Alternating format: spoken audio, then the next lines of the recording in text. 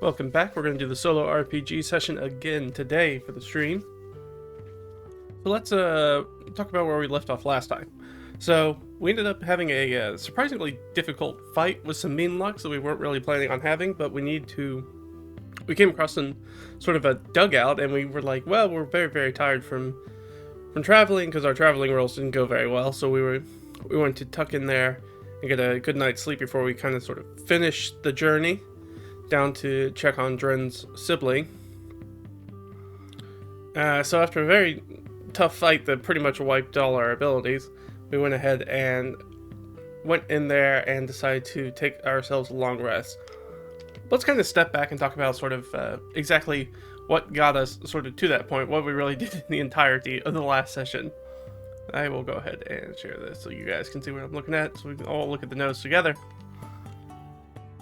So yeah, we picked up after being harassed by some Knoll Raiders. We picked up with the group, launching their boats off the south shore of the oasis, and they went across the lake we had a very short encounter with the sea spawn, in which Ott shot first. We didn't really take a look to see if they were hostile or not. We kind of shed that first blood there. So we killed one, but the other one sort of took off. We did end up taking on some exhaustion when we got to Split Valley Oasis, which we thought were really going to really hinder us, but when we got to talk to Rellendart about sort of Dren's death and those things, sending over our testimony along with the documentation that Dren's majordomo had provided about his death and Norcruth and everything that happened there. Knowing that we were probably there's going to be a new sort of noble who's going to be taking over that keep. We just don't know who it is yet. So again, it was DC 10 to talk to him. Now, we had disadvantage on the checks, but we ended up rolling 2 natural 20s, a 19 and a 20 on those checks. So we ended up just sailing right through that. So Rellendart is big fans of Leah and the rest of the crew. We know that very much. And we've proven ourselves apparently ready for the real task. And he wants us to sort of look into the waylaid caravans that we came across them. They were traveling from Split Valley Oasis to Carjunton on our way back. We came across them and saw the gazers were sort of picking over them. And now we know that Rellendart kind of told us that those gazers and the goblin map we have are probably related, right? That's where we picked up those sorts of things. And pointed us towards, in addition to to finding out more about sort of the caravans, kind of pointed us directly to the northwest to go check on Dren's brother. Sorry, I forgot the character's name for a second. They're dead and already gone, right? To Dren's brother, who also, we know, speaks Goblin, so maybe can help us make some sort of sense of the map that we have. So it's kind of a 2 birds with 1 stone situation that we're kind of headed off. So we took off. Right, we're going to deliver the Reeve summons to Dren's brother. I decided, we had sibling earlier, I rolled for it right before I started the stream. It's going to be a brother. They are going to get the corrupted plate cleansed and fitted for Imbar as a reward. Because again, Rellendart is very much on our side. Big fans based off of our rolls. Doing actually good. I mean, probably related to... Right, we've done other things for Split Valley Oasis, so we are well known around town. We're going to get to that. We're maybe a bit too well known. But is willing to sort of get the corrupt plate mail cleansed and fitted for Imbar, which is a very, very pricey reward. Certainly more than I think we've ever had in the entire campaign to pay for plate mail. I don't think we've had that yet, but we're getting it as a different sort of a reward, which is going to be really, really clutch for Imbar. They also want us to talk to the brother about the map and eliminate a goblin camp. We don't know where this goblin camp is. And they're going to provide a mystery key as a reward. For those of you who don't know, a mystery key is a magical 5e, is a 5e magic item. And it basically has a percentage to unlock any lock. So it's kind of a cool Deus Ex DM's going to give you a random key that's going to give you sort of an impetus to try to undo every locked door, to try to open every chest, to... it really is sort of a DM carrot to sort of dangle in front of players for danger. But we've got one, and it is cool. And it's useful because we don't have anybody in the party who's particularly good at lockpicking, which we've come across a little bit. So after that, we rested overnight in town, so that was good. And then we went to the market in the morning. We got jeered by the crowd for sort of an unknown reason. We didn't really know what was going on with that. And then we found that the merchants were unwilling to deal with us, and then drawing sort of the association between Ott, who of course is a gnoll, and the gnoll raids that have been in the area. And we kind of got Liam made a speech. Couldn't sway the crowd. We wasted all those natural 20s too early. And we lost the room, and the party was sort of like rushed out of town on a rail, right? They kind of chased us out of town. So it was either try to fight the townspeople or just leave, so we just left. So they kind of kicked us out. Unfortunately, we didn't get to resupply the way that we wanted to, which is probably going to hurt us a little bit in the future. Hopefully we'll be able to get some supplies at the end, though. That would be ideal. So in addition, we found some travelers using Norcru's old camp. Remember, Norcru's dead, so all of his people have sort of just gone to the wind. We did make a little bit of training. They didn't have any arrows. There's a big frowny face because we really, really needed arrows, and they didn't have any. We really need them for Ott, and we don't have it. We don't really have any for her. And that's where she really shines in combat, is with her bow. We did come across an isolated hut with the Fey presence, and we killed them. It was a very drawn-out fight. I have down the right. It's a Pyrrhic victory. We won, but at a significant cost. They basically wiped us, and we were like, well, we're gonna have to camp here because we can't go any further. And that was just a random encounter. Actually, we ended up rolling. So we're gonna go ahead and rest there. That's basically the end. End of that. So let's go ahead and look at the sheet. So we're right here is actually where we are. Come here. So we're right here, right? This is where we're trying to get to. This is where we are right now. I think. Anything in here that's secret? Yeah, that's a traveler. Yeah. So right, so we have this dugout, the sod house that we've sort of crawled into, and we are trying to give ourselves a long rest. I believe we already rolled for the long rest because I already reset everybody, I believe. Does indeed look like I have reset. No, I didn't reset Leah's spells. I don't have anybody using any hit dice. And everybody's at... No, everybody's not at full HP. Never mind. We have not taken the rest yet. I did not roll for the rest, so we need to take the rest. Alright, so that's the end of the day. We're camped up. We need to make use of our... we did do the rolls for the arrows, I believe. So I did all the after, but we haven't done the end of the day rolls, I believe. So let's do the end of the day rolls. So we've got to do some food and some rations. So we've got a D8 in feed. Shouldn't be a problem, hopefully. Perfect. And for our rations, okay, we're good there. So remember, with the supply die, we only reduce the die size if it goes down to 1. So if I rolled a 1 on the d6, it goes down to a d4 for the next time I made a check. Then if I roll a 1, just like I did right there, that means we have basically 1 supply left, which would mean for rations or feed or something like that, we'd have 1 day of food left, and that meant we're going to need to buy more or forage or find some way to feed ourselves. Now, for something like arrows and crossbow bolts, of course, we check those at the end of each encounter, in which we fire more than 1 arrow. If we only fire 1 arrow or crossbow bolt, we kind of can consider that as conserving ammunition, so don't really make a roll for that. But if we fire 2 or more, which Ott has multi-attack, so she's almost always going to do that. So Ott runs out of arrows really quickly. Speaking of which, how many arrows does Ott have? Oh, she has a d4 arrows left. Okay. So, it's not great. That's because Imbar gave her arrows, right? Imbar has literally 1 arrow left. Because they swapped arrows, basically. Alright.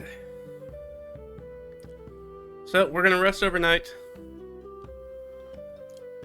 There's 4 of us, so we're gonna make 4 rolls. We're good there. Good there. Should be good there. I'll make a roll for that. That is technically a dressing, but usually dressings are static for travel. Okay, so we're good. But let's find out what the dressing is just to see. And if I roll something that doesn't make any sense, then we will just ignore it and keep moving on. That is the best way to sort of use these sorts of tables. Alright, let's roll me a d20. That's 10. Which is a lone, gnarled, dead tree.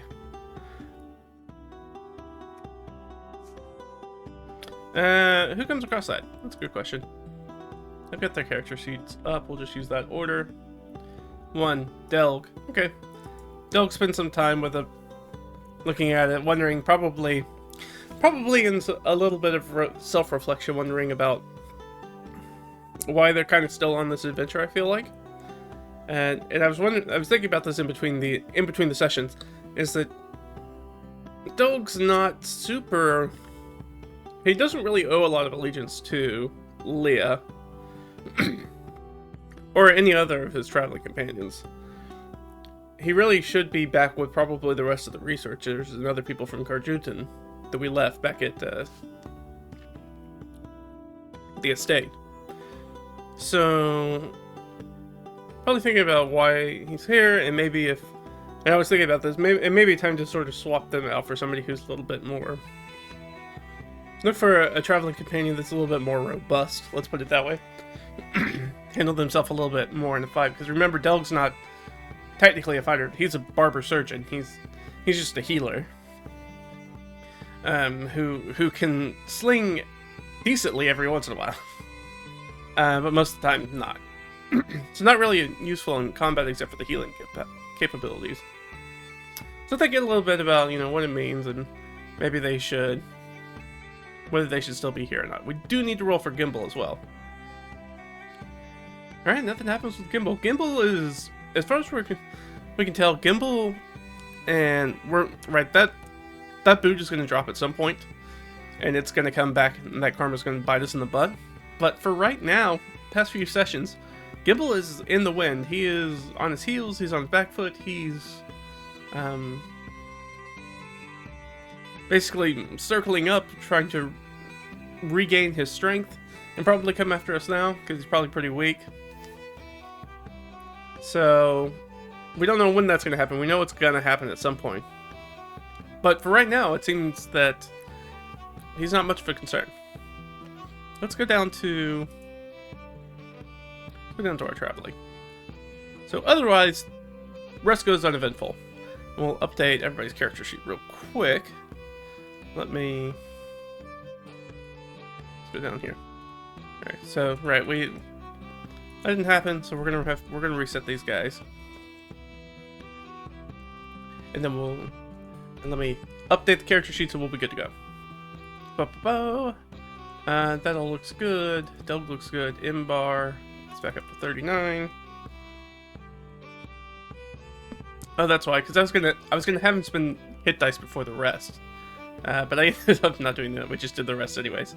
That could have gone very poorly for us. I was not playing very smart.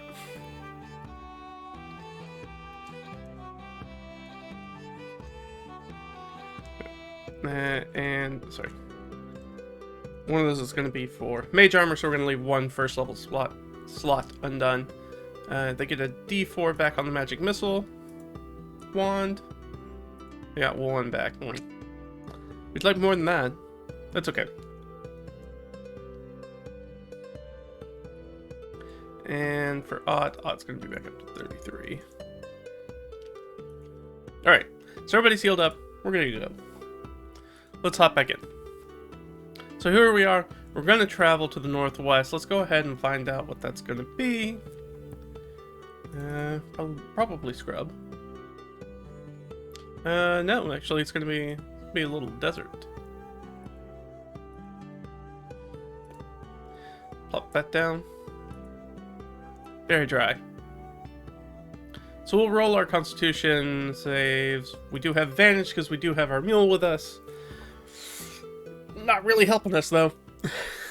So 8+. Again, we are just using Leah's for the entire group since I'm just running for myself instead of rolling for everybody.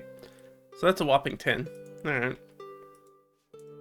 So our Constitution threshold, our travel pace is 10, and we're gonna move. And I need to change the weather. What's our weather looking like?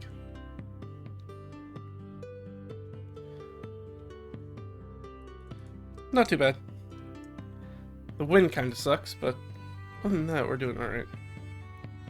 And it is Spring Crone 62, which is approximately May 18th.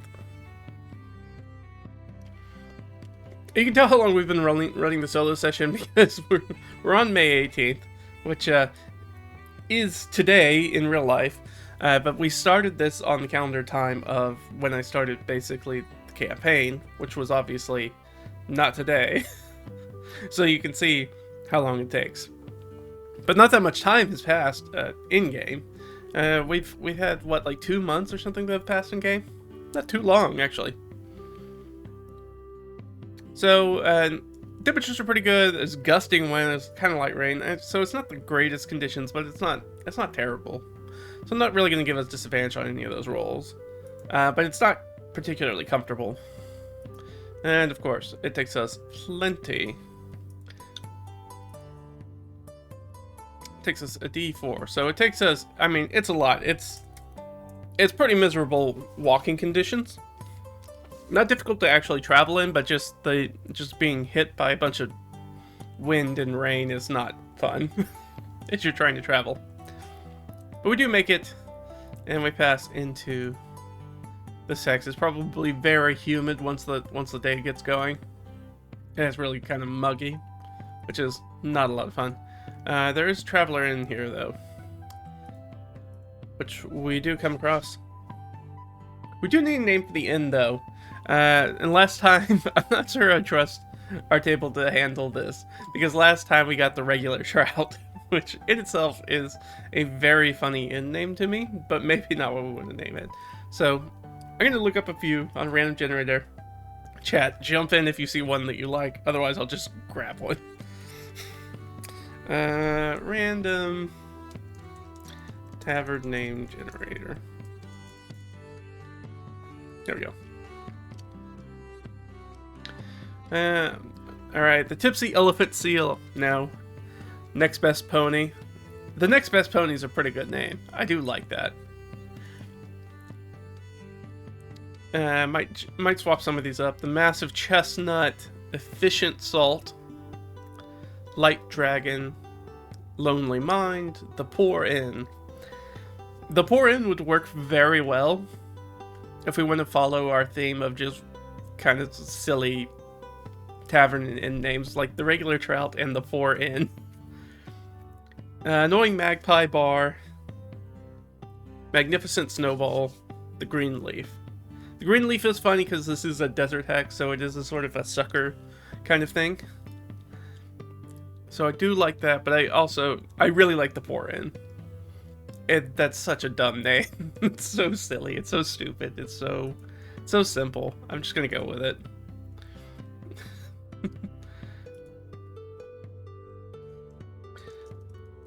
Poor Inn. It's not even a pun with like a P-O-U-R. Poor Inn. It's just like, yeah, it's kind of a rundown place. Actually, let's ask the Oracle. Is this place kind of run down? I think it probably is a little bit, so +3. No! No. It's actually quite fanciful. So I'm not going to say it wasn't an absolute 1, because we did have a modifier on it, but it is sort of like, not even sort of, we're going to say like a middle upper class vibe. Like this is clearly a traveler inn for like merchants, And then so it's exceedingly well appointed for people who enjoy the finer things in life. So let's do that. Just because I'm looking at it, let's find out what the surrounding hexes are too. Oh, 3. Nice. So wetlands for the first one, and more. Oh. I have forgotten what the hex color was off the top of my head, because this only happens when I use it in this browser.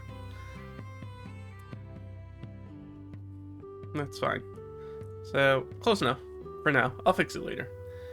We'll get that orange to look quite the right color. I just don't remember what the hex code for the orange is right off the top of my head. And we said a wetland, so let's put ourselves a little marsh here. Nice.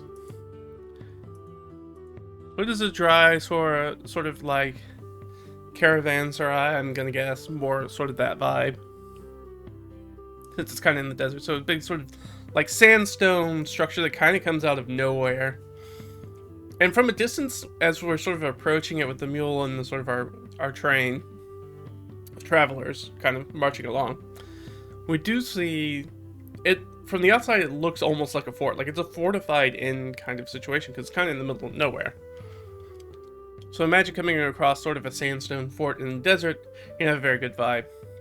There's some big gates in the front, and they are open, and of course we talk to people as we sort of come in. Let's see, how full is this place? I guess let's just roll a D100. 70. All right, so it's pretty full, right? Pretty high occupation. But there's still some empty berths that we can rent out. But this place is certainly hopping, even during the middle of the day. I guess technically it's pretty early in the day, so there's still probably some people who are getting their stuff together, getting their caravans together, getting ready to head out still. We're going to slide in there, and let's go ahead. Should we go ahead and rent a room? It's really early in the day. We did roll kind of crappy on our constitution, though. So, I'm kind of thinking, we can always rent one later. So maybe let's just, let's give us a look around first. I forgot to do this. Did anybody else forget, as far as in character, to get a description of what Dren's brother looks like? Technically I asked if they forgot. No, they did not forget. Okay. How good is the description that we have of Dren's brother? Is it really good? Yeah, it's really good. Okay, so we know, we have a pretty good idea. So they must have some sort of feature that causes them to sort of stick out. Do we know?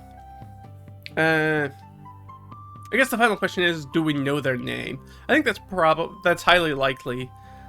If the Reeve could give us such a good physical description, that they probably know their name. Yeah, alright. Absolutely. Alright, so we do have a name. We do a random... Let's ask, are they also half orc? No? Okay. Are they human? Probably. Yeah, okay. So we're looking for a human. Crastish. I like that name. Crastish. That's his name. Let's write it down. So we're going to head up to sort of like the counter. The guy with a big book that kind of keeps the ledger of everybody that's coming and going with the guest book and their stays and where they're staying, and ask them, hey, have you seen Crastish? Looking for a guy named Crastish.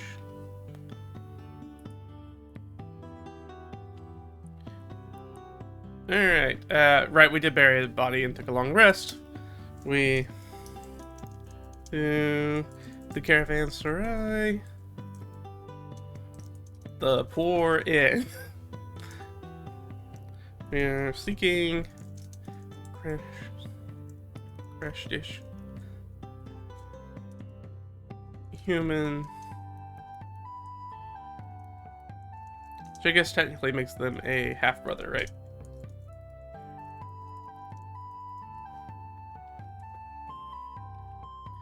So we're looking for Crash Dish. That's who we're looking for. Let's give us a look. they're going to give us an answer, obviously. So the innkeeper's going to give us a yes or a no answer. So really what I want to do is I want to make sure I'm going to give her an insight check first. And again, she has other people with her, so she'll have advantage on it, which is good, because she is not particularly insightful. Not a great people person, most of the time. So that way, for us to sort of interpret their answer. So, here's our insight check. 13, which I believe is a 12. I don't think she's trained in it. She is not, and she has a -1. So, that's a 12. Very low DC. Yep, and that DC is 16, so we did not beat it. Did not beat it with that roll. So, they're going to tell us an answer. Now, we have some idea that they might be here. So I'm going to say +3. Is Crash Dish here? Or... So they're going to tell us yes.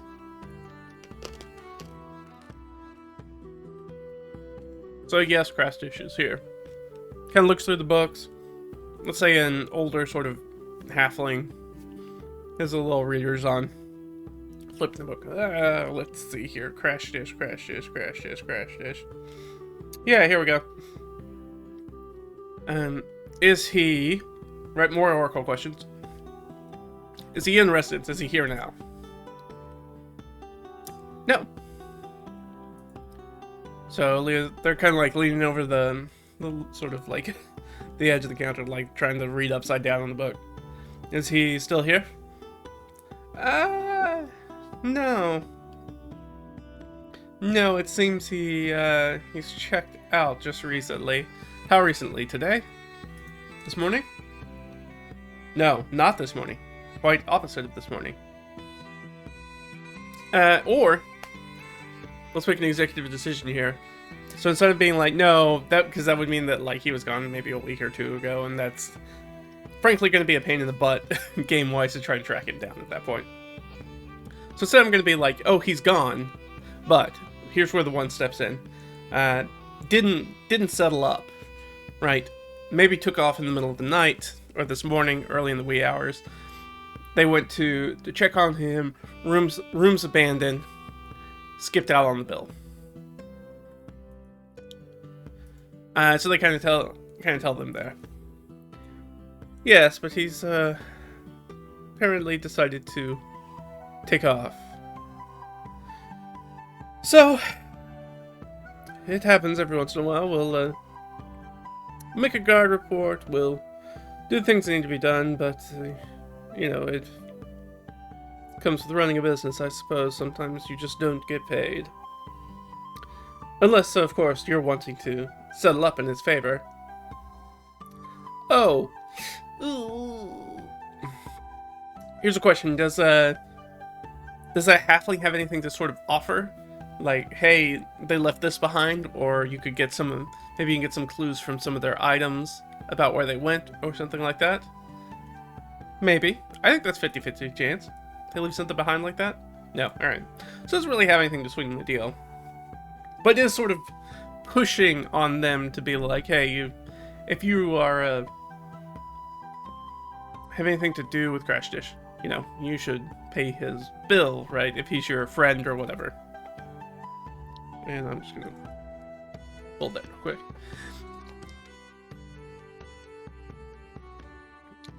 And I mean, Leah's got a little bit of money, not a lot of money. They were really hoping to.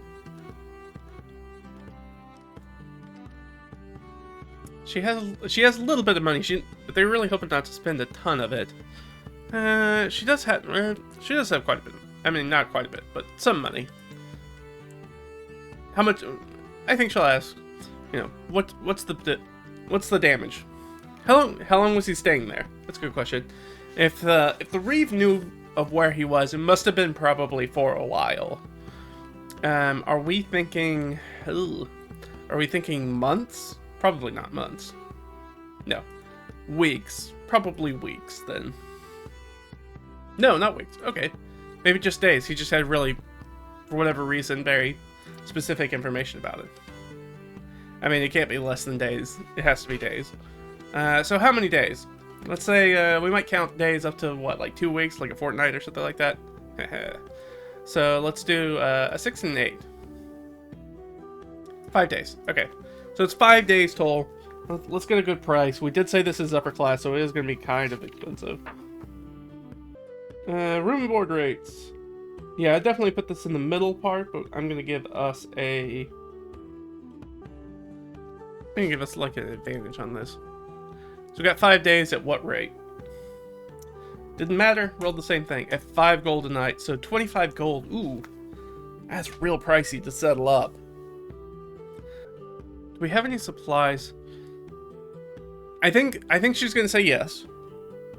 If he's willing to throw in a resupply for them. Will you throw in some supplies for us? Because otherwise you're going to be out of the money anyways, right? That's sort of Leah's angle. You're going to be out of the money anyways. We'd like to get something too, rather than just pay for somebody, you know, just for nothing. Out of the charity of our hearts, basically. Yeah, I'll give her advantage for that. That seems fair. This is just sort of a straight up persuasion check. 13. She's all right. I think that's a 15, right? Yeah. All right, so that's a 15. It's not without the realm of consequence. Oh man. But that is a high. That is an 18 DC. So this she's like, eh? Halfling's like, no. Ah, okay. How about just this resupply then? And or she angles it to like, why don't we start with the resupply? So I'll give her another chance. Kind of save it here. All right, so 16.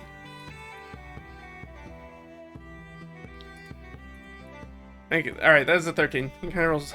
All right, sure. If you have the money for it, we can settle that up first. Alright, so we are going to do a quick resupply. I think the only thing we really need is, like, rations and some arrows, I think. I think that's it. Alright, so let's buy some arrows. I believe arrows are a gold, I think. I believe. So, again, I do the resupply slightly differently, but we'll figure it out. And it's just a lot of catching up this episode, it feels like, this session.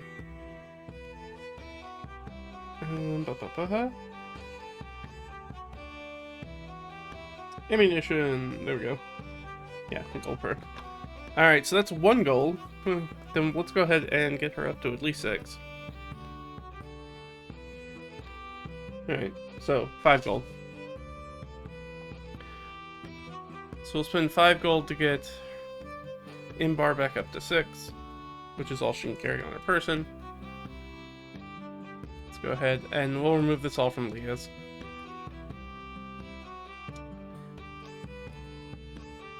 So it takes her down to 47. We will get her some...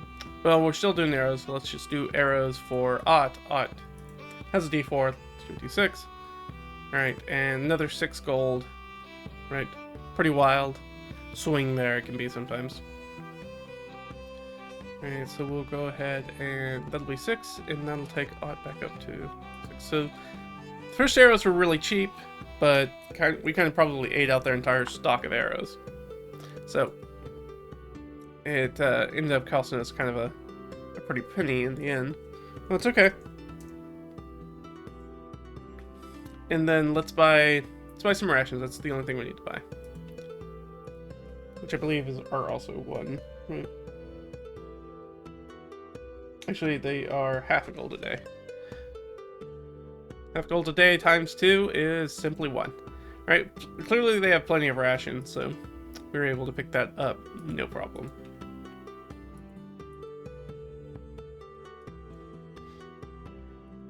For a pittance. It's 25 gold for the room.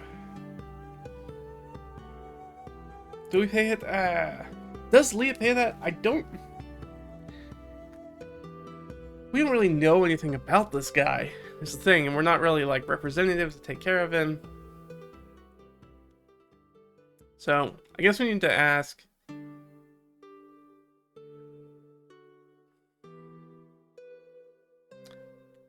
Because I'm trying to think of, does she feel bad about it? Like, does she want to pay basically off the stranger's debt at this inn?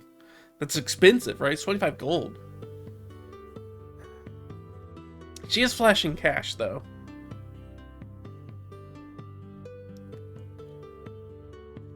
If only we could get any other information out of this person. But I don't think we're going to. So, I'm just gonna have her make a charisma saving throw. Alright. And he's like, alright, so, time to settle up for the room. I believe 5 days. It's gonna be 25 gold. And I think Leah kind of like is like putting away the last of the rations. Yeah, that's not my room. I don't know that guy. They just kind of head out.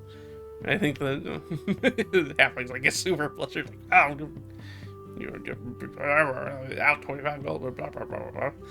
Whereas if he had let them pay for it and given them the supplies, he would have gotten back like at least 15 of the gold, right? But now he's just out nothing, and they kind of gives them a few rude hand gestures are probably shared between the two groups. So they head out and saddle up the mule. Now, question. Well, we rolled a natural 20. I was going to say, it's a caravanserai, so I mean, there are actual guards for this inn. He could have them try to detain them, but I don't think he's going to. We rolled really well. We rolled that natural 20. So I think I'm going to honor that, and we're just going to move on from it and be like, yep. Wait, we didn't say we were going to pay for it. We didn't pay for it. And, I mean, we're also dangerous-looking folk. We do have to remember that Leah has a really nasty kind of scar across her face. Inbar is a bad mamma jamma with a big hammer. Noel is 7 foot tall. Noel. Ott is a 7 foot tall Noel woman. And then there's Delg in the back like, hiya! Who's just sort of the dwarf surgeon. I mean, maybe in his own way, but no, he just looks like a healer. There's nothing intimidating, I don't feel, about Delg. Again, why he's at that gnarled tree, like, why am I still with this group, actually? That's a good question, Delg. I'm not really sure at this point. And, alright, so let's ask around. We're gonna do just sort of kind of a general sort of, let's go with charisma check. To sort of get around and sort of ask the people and see if anybody had talked to Crash Dish to find out, like, maybe where he ran off to. Right? Where'd he run off to? So, that's gonna be just a straight charisma check, I think. She doesn't have persuasion or anything. Won't matter anyways. Now, she can float some gold, which will maybe loosen some tongues, but might also give us wrong information. So should we do that? I'm not sure. I think we definitely could. And I think that would be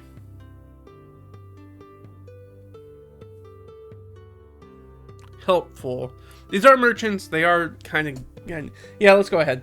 How much money are we going to... Well, let's make the roll first. And then maybe that'll tell us how much money we spend. Alright, so we're going to spend some money to kind of grease some palms. Which is good, because we only rolled a 13, so we didn't roll great. Oh, no. Nope. Sure didn't. We sure did not find out any useful information. Alright, that makes me think that we didn't spend a lot of money. Do we... Unroll a D10 real quick. Alright, so we spent some silver. Yeah, let's say like 2 D10 silver. Right, and we didn't really get any good information. We spent 13 pieces of silver. And we didn't get a lot for it. Which will bring us back to, what, 27? So, we didn't get a lot out of that. And he's in the wind. We have really no idea where this guy's gone. Now, really the only thing we know is that we didn't come... Because we have such a good physical description of Crash Dish. Really the only thing we know is that we didn't see him heading back our way. But as far as information we have, this guy is basically in the wind. So I have an idea. Let's make an educated guess.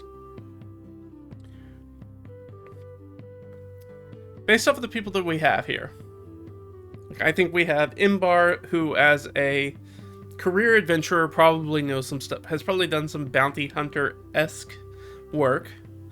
Ott, who is a tracker. Doug's not going to be super helpful here. Leah's not going to be super helpful here. But this is an Ott and Imbar special. So if they're thinking about it and they're like, but where... If I was going to run out on a tab, presumably because I didn't have money or didn't want to spend it, knowing that the place that I'm doing that from has guards, I'm kind of in the middle of nowhere, they might find me and drag me back. Where would I go? Because my thought, me as the player, and I guess pseudo DM, is that we're gonna you go north, you go into the wetlands, right? That's the easiest place to sort of like lose people, right? Whereas if you're in the plains or sort of those scrublands, right, lots of visibility, very easy to see, you can leave a trail that's very easy to follow, right? Especially because it rarely gets as much rain. So my personal feeling is that it's probably in that direction. So let's give I'm going to say this is sort of a survival check. I'm going to let Ott lead, and I'm going to have basically Imbar give them the help action as they sort of like talk it over about which direction they think is the most likely to go after. That they think. And maybe there are tracks, probably not tracks. I assume there are a lot of traders that move through here, so unless there is a track that's like takes a hard right, it just runs directly and sprints towards that marsh to the northeast. Which, maybe. We don't know anything about Crash Dish. Maybe they're not... Maybe they don't have a lot going on upstairs. They don't think about things like that. So let's make that survival check. That's very good. She's certainly trained in it. And she has expertise in it. So that's +5. So that's a 22. I'll roll the DC... But that seems... Oh, yeah, no, that's a 9. Alright, so we absolutely demolish that DC. We more than double it. So for that, I mean, like, that makes me feel like, oh yeah, they not only do they have a very good idea that that's where they are, they do find a lone set of prints. They, you know, they do a quick, like, run around, basically, the place, and they say, oh, well, there's this one sort of set of footprints that goes down the trail a little bit, and then just turns off the trail and heads in that direction. And right, everything's very open, right? There's a lot of visibility at the site, so we could definitely see the land where it's basically like flat, flat, flat, and then a bunch of reeds and grass are kind of shooting up into that sort of marshy area and be like, oh, well, that's where you go and hide, right? It's the only place around, so that's where you're going to go and hide. Alright, so we're going to set off. I'm going to say that basically all that's going to take some sort of interaction for the day. 2. Alright, so we're down to 6. That's not great. But we're on the chase. We're on the chase. So let's just do the notes real quick. And that was our recap. Basically, figure out what we do.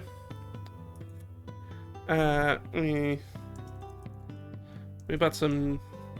Or let's just say resupplied. Crash Dish. Lift a 25G bill. We didn't pay that. We didn't pay that. And we followed allegedly, or alleged, tracks of Crash Dish to the marsh in the northeast. There we go. Just do that. And that's what we're going to do.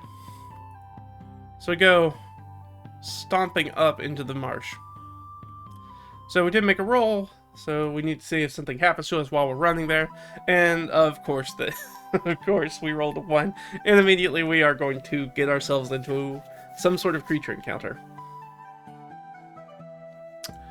Alright, well, so here's an important question I need to ask about the Oracle, is that just as soon as we enter here, is this Crash Dish? I highly don't think it is. I think we're going to have to look a little bit harder. I don't think he did a 20-minute jog to the northeast and then was just like sat down and was like, woof, what do I do now? That doesn't seem like the sort of thing you do after you basically rip off a place. But we also said that Crash Dish was maybe not super smart. Actually, that brings me to another point. Before we do the encounter roll,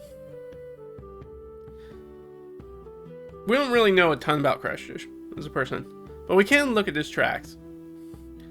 Are his tracks quickened? I think that's likely. +3. Okay, because I was going to say, if they aren't quickened, like if he's not moving quickly after ripping off a place, it's like he could be under some sort of mind control and he's just wandering off into the marsh, but it doesn't appear that way. Doesn't look like that. Or if he was commanded in some sort of way, charmed in some way, ensorcelled in some sort of way, it was something that kind of put a fire under his step that he was moving quickly for. So it wasn't just sort of a like zombie-esque, like kind of charm kind of effect. So probably of his own volition. Now, is this encounter with Crash Dish? I think that's also seemingly unlikely. Okay, but you know, what do I know? Apparently Crash Dish is here. Alright, so this is going to be an encounter that's also going to have Crash Dish in it. So let's do a fight club. Which means that it's going to have at least some sort of person in it. Let's, I think there's a swamp, right? Yeah, let's do the swamp encounter. And we're going to need some humanoids. Of course, they're probably not going to give us a ton. We are level 4, I believe, right? We're still level 4. Yes. Let's generate ourselves an encounter. Let's see what they come up with. And then we'll go from there. Spy. I like Spy. Spy could be a good one for Crash Dish. I like that. I do not like UNT Purebloods, though. Let's find something else. Gnolls. We could run into more Gnolls. We could run into orcs. Ooh. I like actually either of those choices. We kind of just did with Gnolls. And the last time we came across orcs, they were also doing weird stuff in sort of wetlands. So maybe that's just how orcs roll in this part of the world. Maybe they're more sort of wetland based. It could be very interesting. Kind of swamp orcs. Yeah, let's go with that. Alright, so we're going to do that, and then I said let's do the spy. Make that spy, and that's going to be Crash Dish. Do we want to add anything else? Yeah, we don't have a lot of orc options. We basically have orcs. Orc Eye of Grumsh.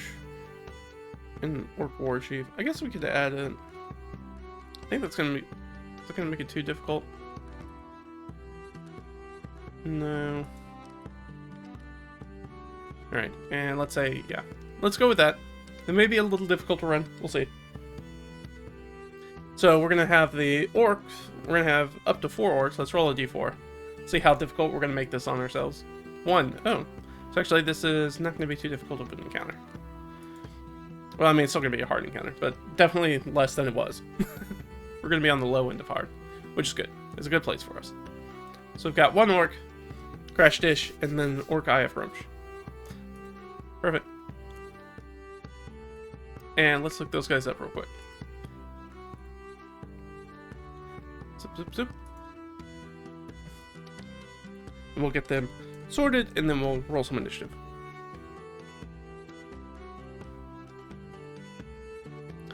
Alright, so the orcs have 15 hit points.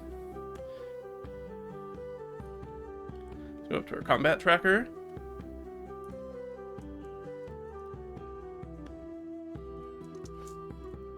And what's their bonus? Probably not much. That is. They have a dex of... Alright, so they will go on 11. Yeah, if Grump should be there as well. Alright, they have AC 16, and they'll go on at the same time. Right, I think I spelled that wrong. That's okay. No, I didn't. It's just weird spelling. Alright, and they have 45 hit points. They are more difficult to hit. And then we have the spy. They have 27 hit points, and they will go at +2. 27, right? I believe so. I did. Alright. Well, let's roll some initiatives. Let's go for Leah. Oh, nope. Here we go. Come on, Leah. Nice. Leading the pack. Alright. Imbar. Ooh, also good. I believe she has a +1. So, we're gonna catch them basically. We're gonna be ready for them. 11, that's gonna be for odd. She has +3? +4. +3. They'll put her at 14. So, and Delg, come on. Come on, Delg. Yeah! We knew Delg was gonna be at the very bottom. We just knew it was gonna happen. Perfect. So that's our setup.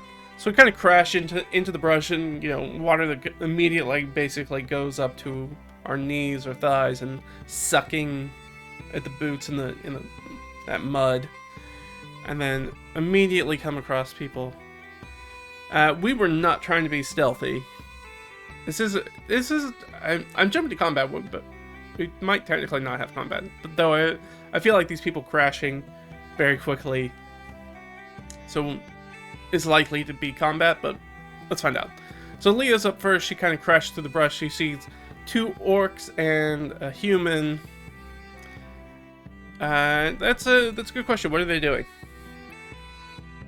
Look at my preoccupation roll table. Alright, they're talking. So let's get a 2d6 to get like sort of the tone of that conversation.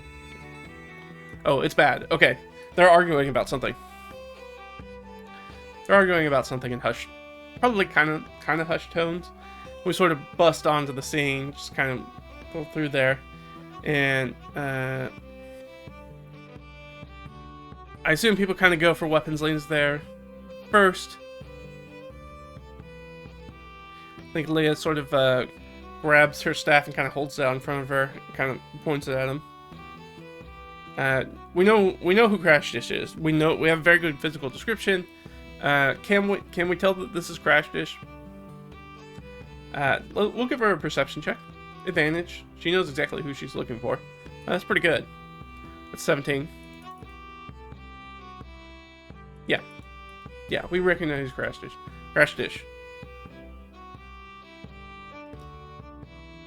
And I think she says that, like, recognize the name. She kind of holds it for a second. We have news about your brother. Persuasion check?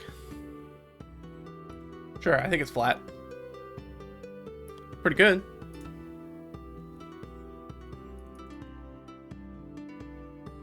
Yeah. I think Crash just kind of probably goes for a sword, and then kind of throws her hand back. What do you know of my brother? And I think the orcs probably relax a little bit too.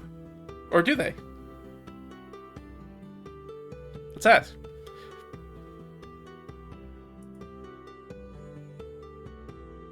They do. So, everything kind of escalated and then is slowly sort of de-escalating. Leah kind of relaxes a little bit. Kind of takes the second hand off the staff. Your brother has passed. Sorry for your loss. Yeah, we could talk more about it. Do we have to do it in the swamp? So yeah, she's gonna ask that. Are they willing to come out of the swamp? I don't think so. I think there's a reason they're in here. I think significant, like -5. Yeah, they're like, no, we can't leave this one. We can't leave the cover of the reeds. Do the orcs have some sort of like little encampment or camp close by? Maybe 50-50. No, they don't. All right. So Leah's just kind of like, okay. So if you don't have a place, we can't go anywhere. Look, we know you ran out on your tab.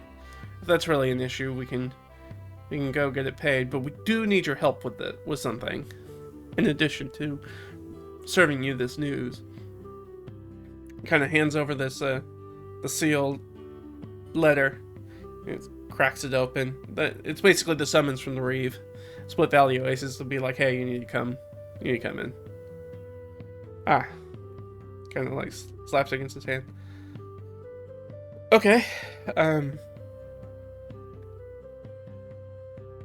What is it that you need from me? And he seems like really flustered, like he's got a lot he's trying to think about. He's got a lot of gears sort of spinning and crunching at the same time. Like, well, we have this map. It's written in Goblin. It was our understanding that you know a little bit of the language. You could help us. They attacked the caravan, leaving Split Valley Oasis, and we think their camp must be nearby, but we need some help to interpret this map. So if you could help us with that, we can take care of this threat. We can all move on with our lives. Is he willing to help them? I don't know why he wouldn't be willing to help them is the thing. So +5. No, he's absolutely unwilling. So something about that, and he's like, no, can't help you, sorry. And we're like, what? So let's roll an insight check. Like, is he lying? Is he trying to cover something up? Maybe. Pretty good insight check.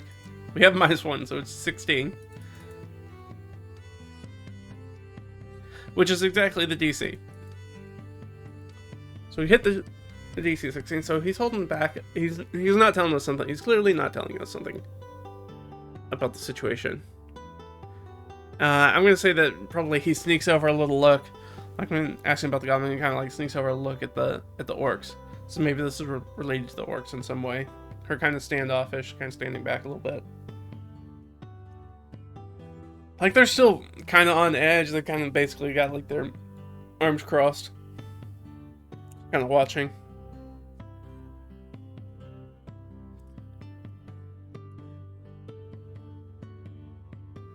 I'm trying to think of what is Lee and Co going to do? Because they went there, they're trying to get that information. They're not getting it from him, but it feels like there's more to it.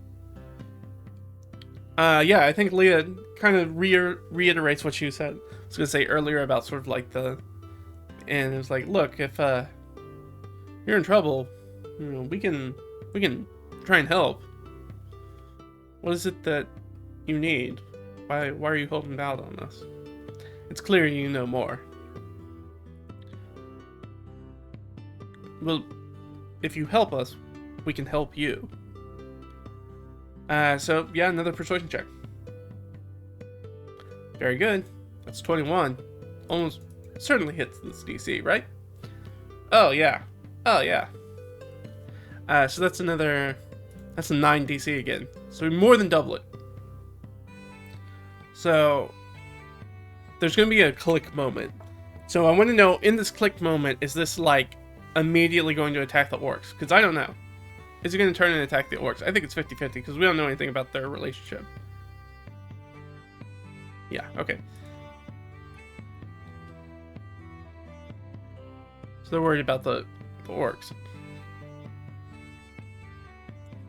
So Crash just turns around as this is said. And does Crash just go in for like just straight up like a surprise attack? I think that's actually likely. Let's see. Yes. Alright, so he initiates combat. So we'll drop down and Crash Dish will technically be the first person in combat, because that's sort of where we were.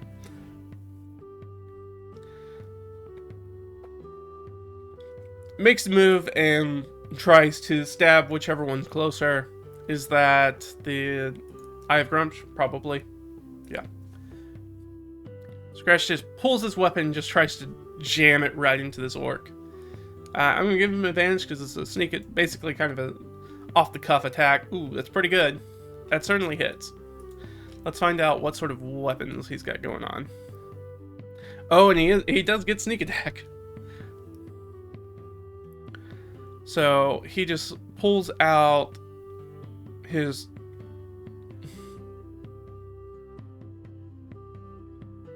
Is he within stabbing distance? Let's just ask real quick.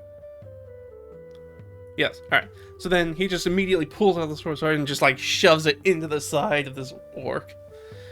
And is going to do some extra damage. So 3d6.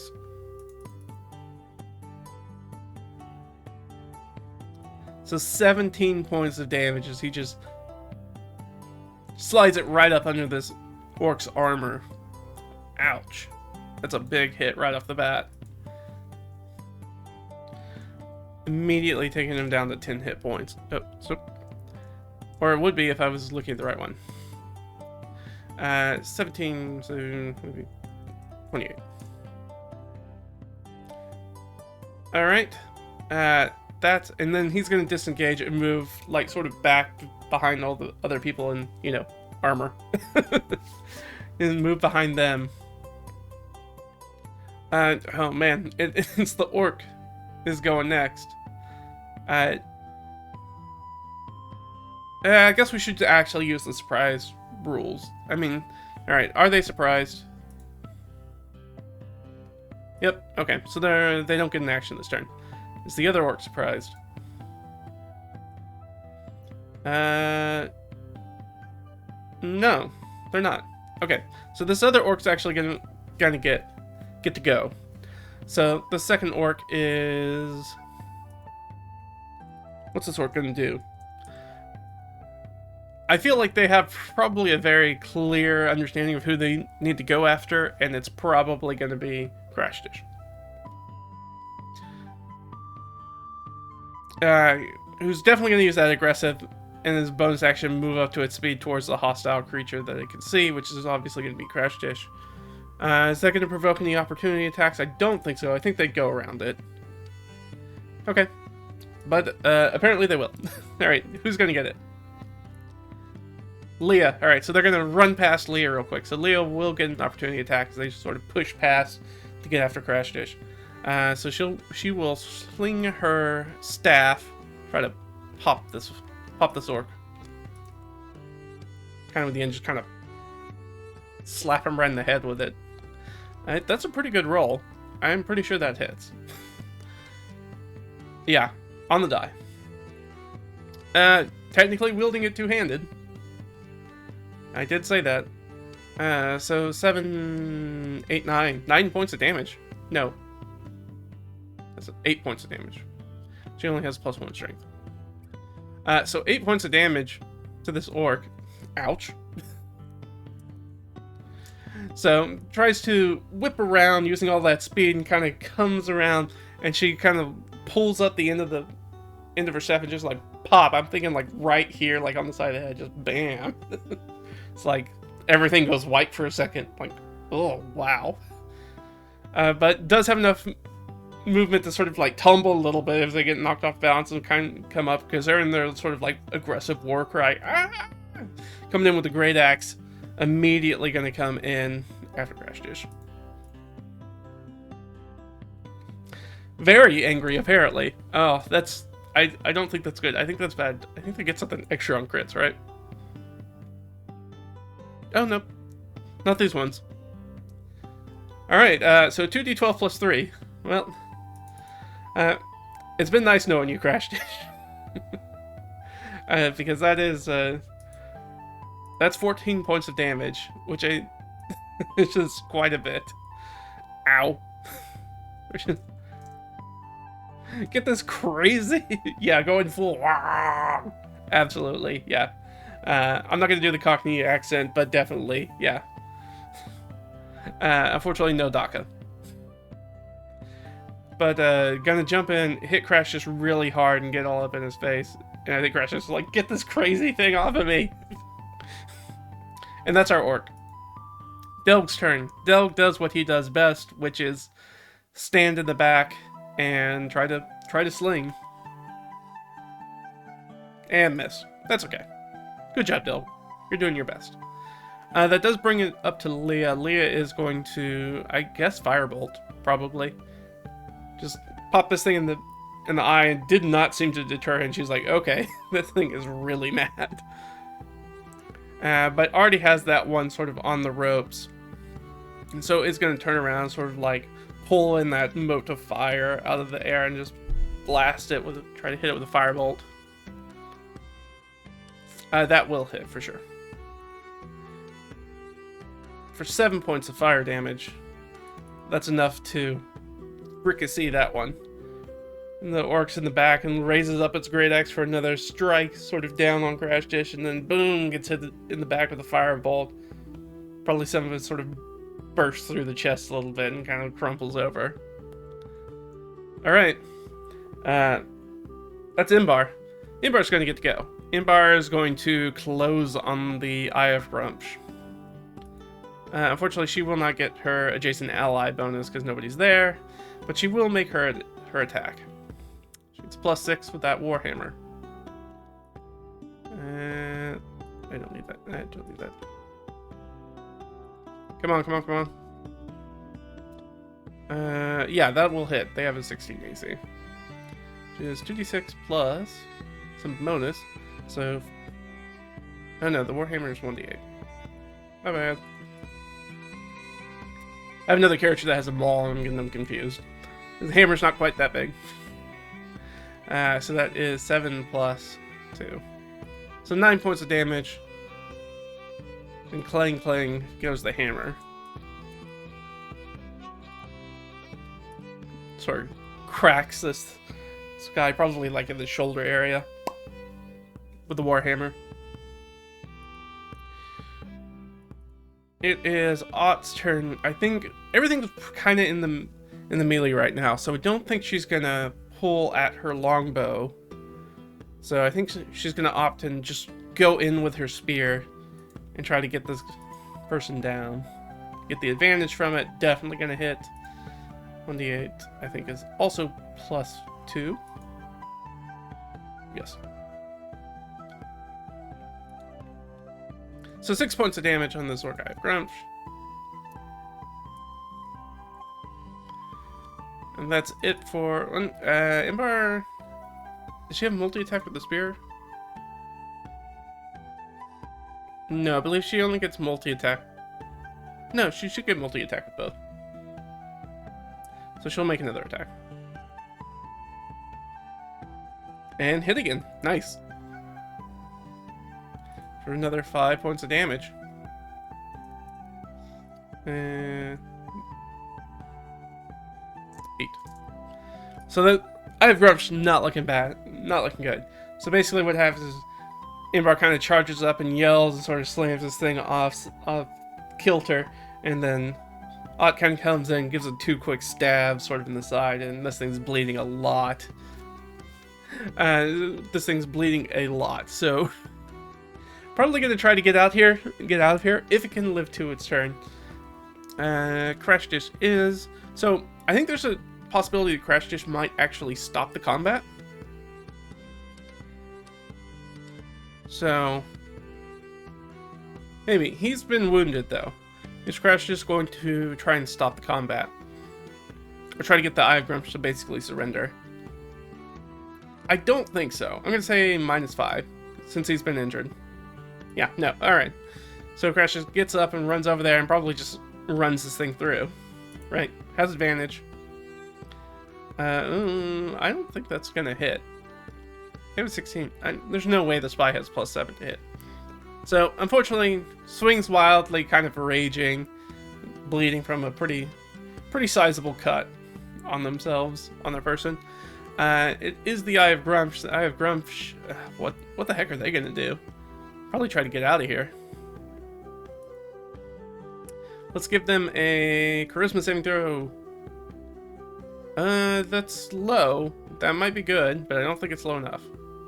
Nope. Or it's not high enough, technically. So we rolled under our 12 charisma, which means that our Orc Eye of Grumsh stays in the fight. They're in the battle rage. So they're going to go fully into Grumsh Fury. We see them start to, as they're surrounded now and heavily injured, start to channel their god's fury. And they are going to make an attack. We know Crash Dish is the target. We know that. And it's going to make an attack.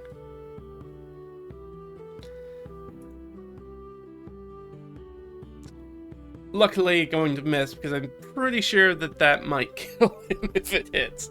But missed. Whew. Alright. And only gets the one, thankfully. Not additional attacks. And we know it's not going to flee. It's not trying to flee, so it's going to stay in the fight still. Which means that it is the bottom. It's Delg's turn. Come on, Delg. Whips a stone through the melee. Like a bunch of people are like... Drills. Delg's in the back with his sling. Like, sorry, I'm just trying to get the guy, but you guys keep moving in front of him all the time. Delg, please don't hit us with it. With your rocks. That would really hurt. Please don't do that. So that's going to be Delg. So it's back up to at the top of the round. Which is Leah. At this point in the battle, probably just going to firebolt. And miss. Great. Alright. Great job, Leah.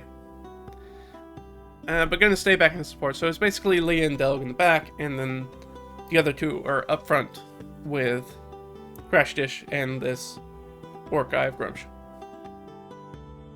That's Imbar. Imbar does have advantage now. Okay, well, here's what's going to happen. This Orc Eye of Grumsh is about to get smoked. It's about what's about to happen. Ouch. Okay, so that how many dice is that? It's quite a bit. So Imbar hits him with a warhammer, like lets out a battle cry that's just as furious as the orcs, and she slams her warhammer down on this thing's head and just obliterates its skull. Because let's see, that's it's a D8 but doubled, plus 2d6 but doubled. So that's a total of sorry, I'm looking at the wrong person. Yeah, that's a total of 34 points of damage. So there is somebody swapped out this orc's head with a busted watermelon. That was weird. And she's just sort of like heavy breathing over the corpse, like and everybody's like, alright, calm down. It's over. Jeez.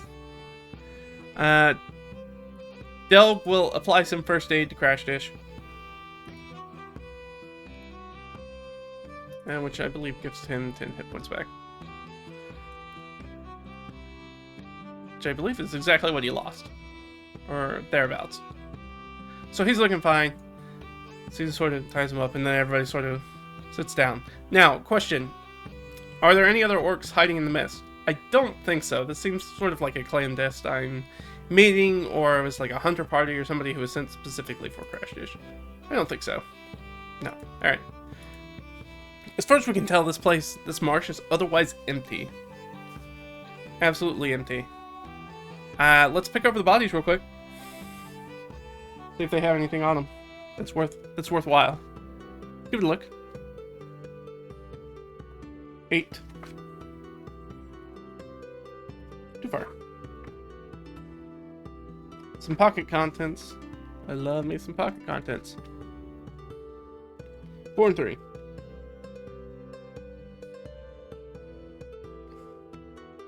Okay, a little bit of incense on him. How much? Ooh, pretty good. So we'll say that the Orc Eye of Grumsh has 12 gold's worth of, go ahead and put this up here. So, hide in the wetlands.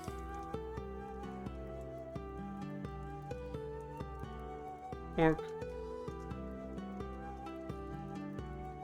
Grumsh. And from that we got 12 G's worth of incense. And what do we get from the other guy? Hopefully, I mean, that's pretty good treasure. Some sort of like ritual incense. Oh, and that's also pocket contents. Hooray! Let's get it. 5 and 6. Oh. Okay. The other one has a curious money pouch, which has 5 platinum in it. Like that's a ton of money for some rando to be carrying around, some random orc to be carrying around in the swamp. 5 platinum. So quick look, we're just going to confirm. When they pull this out, is this specific platinum piece, is the minting going to match the minting we found from the caravan attack? And from the gnolls, right? We also ran across a gnoll not that long ago, who also mysteriously had platinum pieces on them.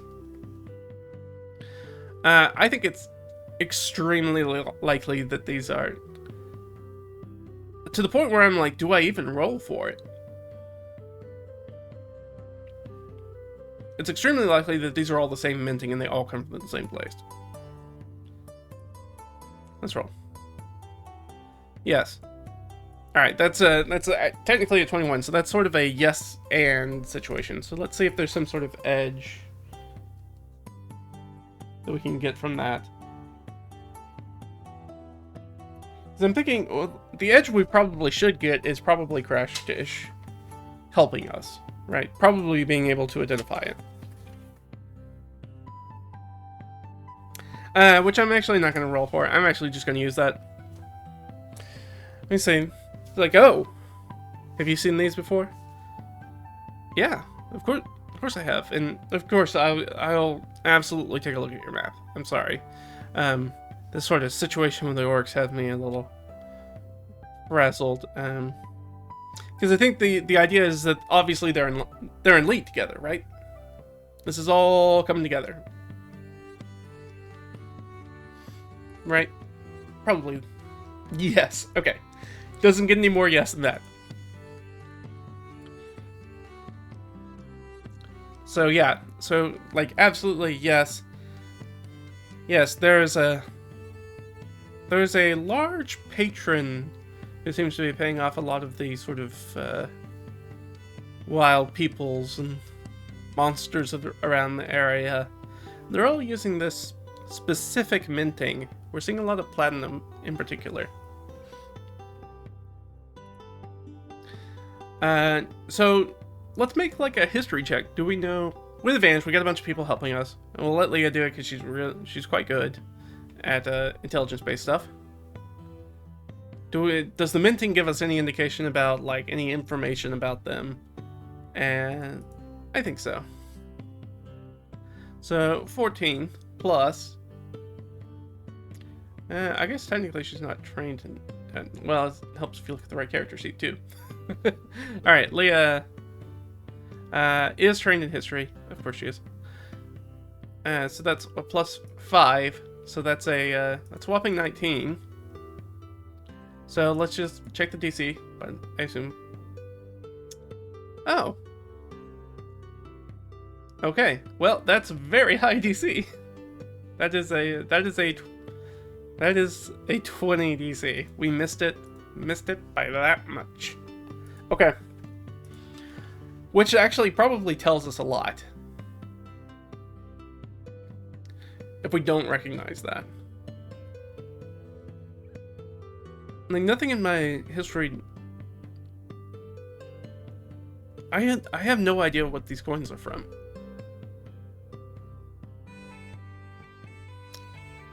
I assume, like a lot of old coins, probably doesn't have a lot of text on it. It's probably just sort of like an image or something that's stamped on it. Here's the sort of follow-up question that I have. Is that gonna be a dragon? I highly think so. I think we're pulling this all back together in with our dragon quest line. This is a dragon, right? Right? No. Oh, interesting. So it's for sure not a dragon. Well, that means that it's probably a person, right? Probably a person, +5, right? Yeah, okay. So it's definitely a person, but it is from it's a coin that we don't know. Like, it seems like none of us have seen before. Alright, so we find a platinum coins that we've never seen before. Crash Dish has not been much help.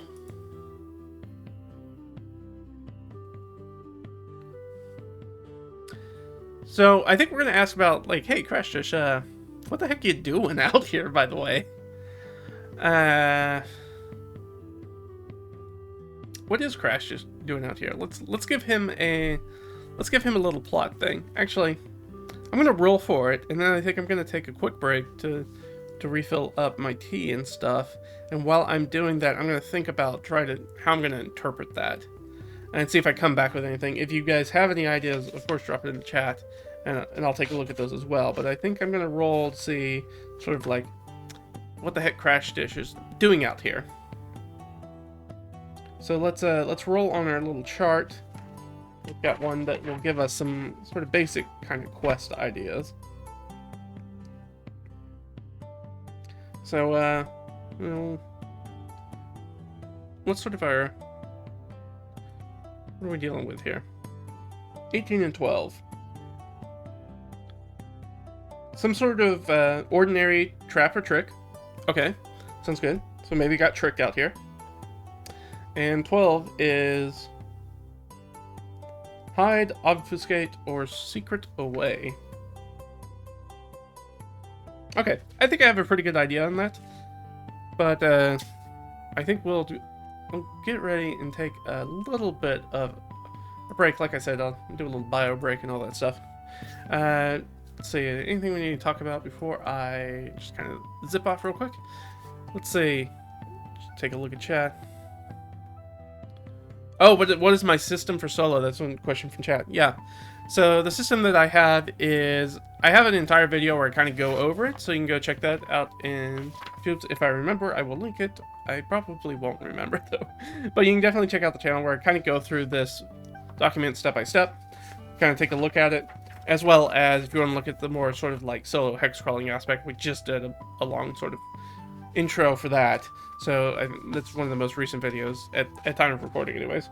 So you can go check that out as well if you want that specifically, or more of the oracle things. It's very similar. It uses very simple d20 ruling. If you roll 11 or up, the answer is yes. If it's 10 or below, it's no. Usually kind of go with, kind of interpret that as degrees of yes or degrees of no if you want. So it could be like 20s can be really yes, and 11s are kind of yes, but maybe it's not exactly what we're thinking of. We also use some interrupted scenes. We don't use those quite. I don't find those as useful now because we have so much kind of going on. In the beginning, they were really helpful when I was trying to. We didn't have as many sort of like touchstones for the solo thing, kind of how to pull it together. But now we've got a ton of those, so we don't need to do as many interrupted scenes. So because it's really easy to start to draw things like the coins. Very easy to pull from sort of similar situations that we've already gone through and tie those things all back together. In addition to that, there's some plot twists and reveals.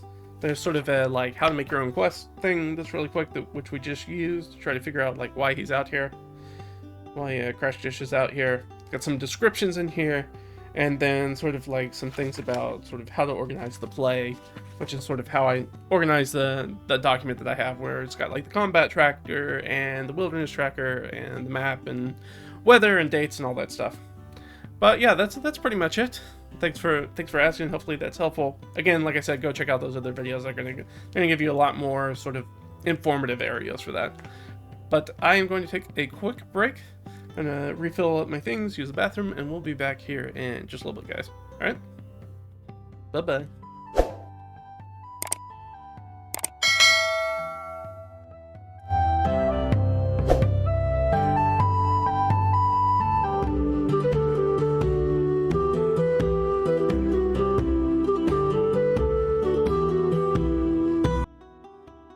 All right, let's get back to it.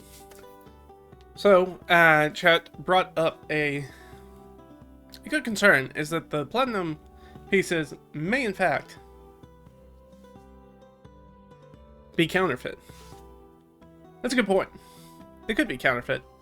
The problem is that I'm not sure any of the characters would be able to identify counterfeit coins.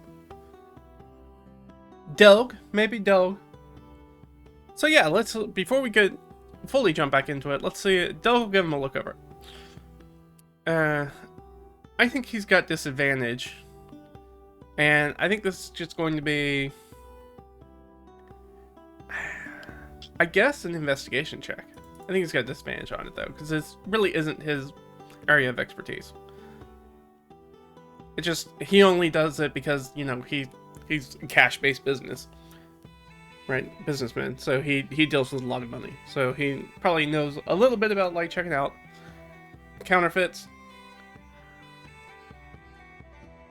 So he kind of takes a look at it, and that's a terrible roll. I don't believe he has any bonus to intelligence. So he's taking a look at the he trained in investigation? I guess I shouldn't. It's not going to matter. Between a 4 and a 6 is probably not going to matter. It doesn't. Both of those would be under the DC. I'm just making sure for myself. So I think Del kind of takes a look at it, kind of does a classic like bite out of it. Well, seems real to me, but I'm no expert. Now the question is that I think kind of looking at what we figured out when I was looking at interpreting. Okay, so this was kind of a trap or a trick that kind of brought him in here. And then that sort of obfuscating those sorts of things. So that I think is that they lured him in. They're trying to exploit Crash Dish because Crash Dish, I think, has money flow problems, right? He doesn't have any cash. Exactly why you skip out on a bill at an expensive inn, right? He was probably here trying to wait for the orcs for a meeting and probably skipped out, right? Went out to meet him, and which is clear. I mean, maybe he went out, but maybe he's been doing that a lot. Maybe we could probably retroactively pull that back and be like, he didn't check out, but he also has been here for 5 days, and he's been going out the gates and going somewhere and doing something during the day and coming back, which they might think is weird, but probably let it slide. That's probably why he let it slide like 5 days, because he keeps coming back, so.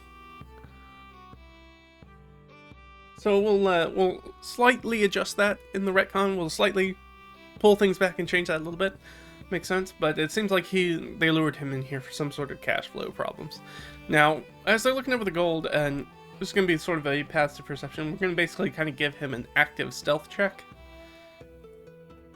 Here's what would be like sort of their passive perception or even passive insight to recognize that, like, is this guy looking like, I gotta get that money?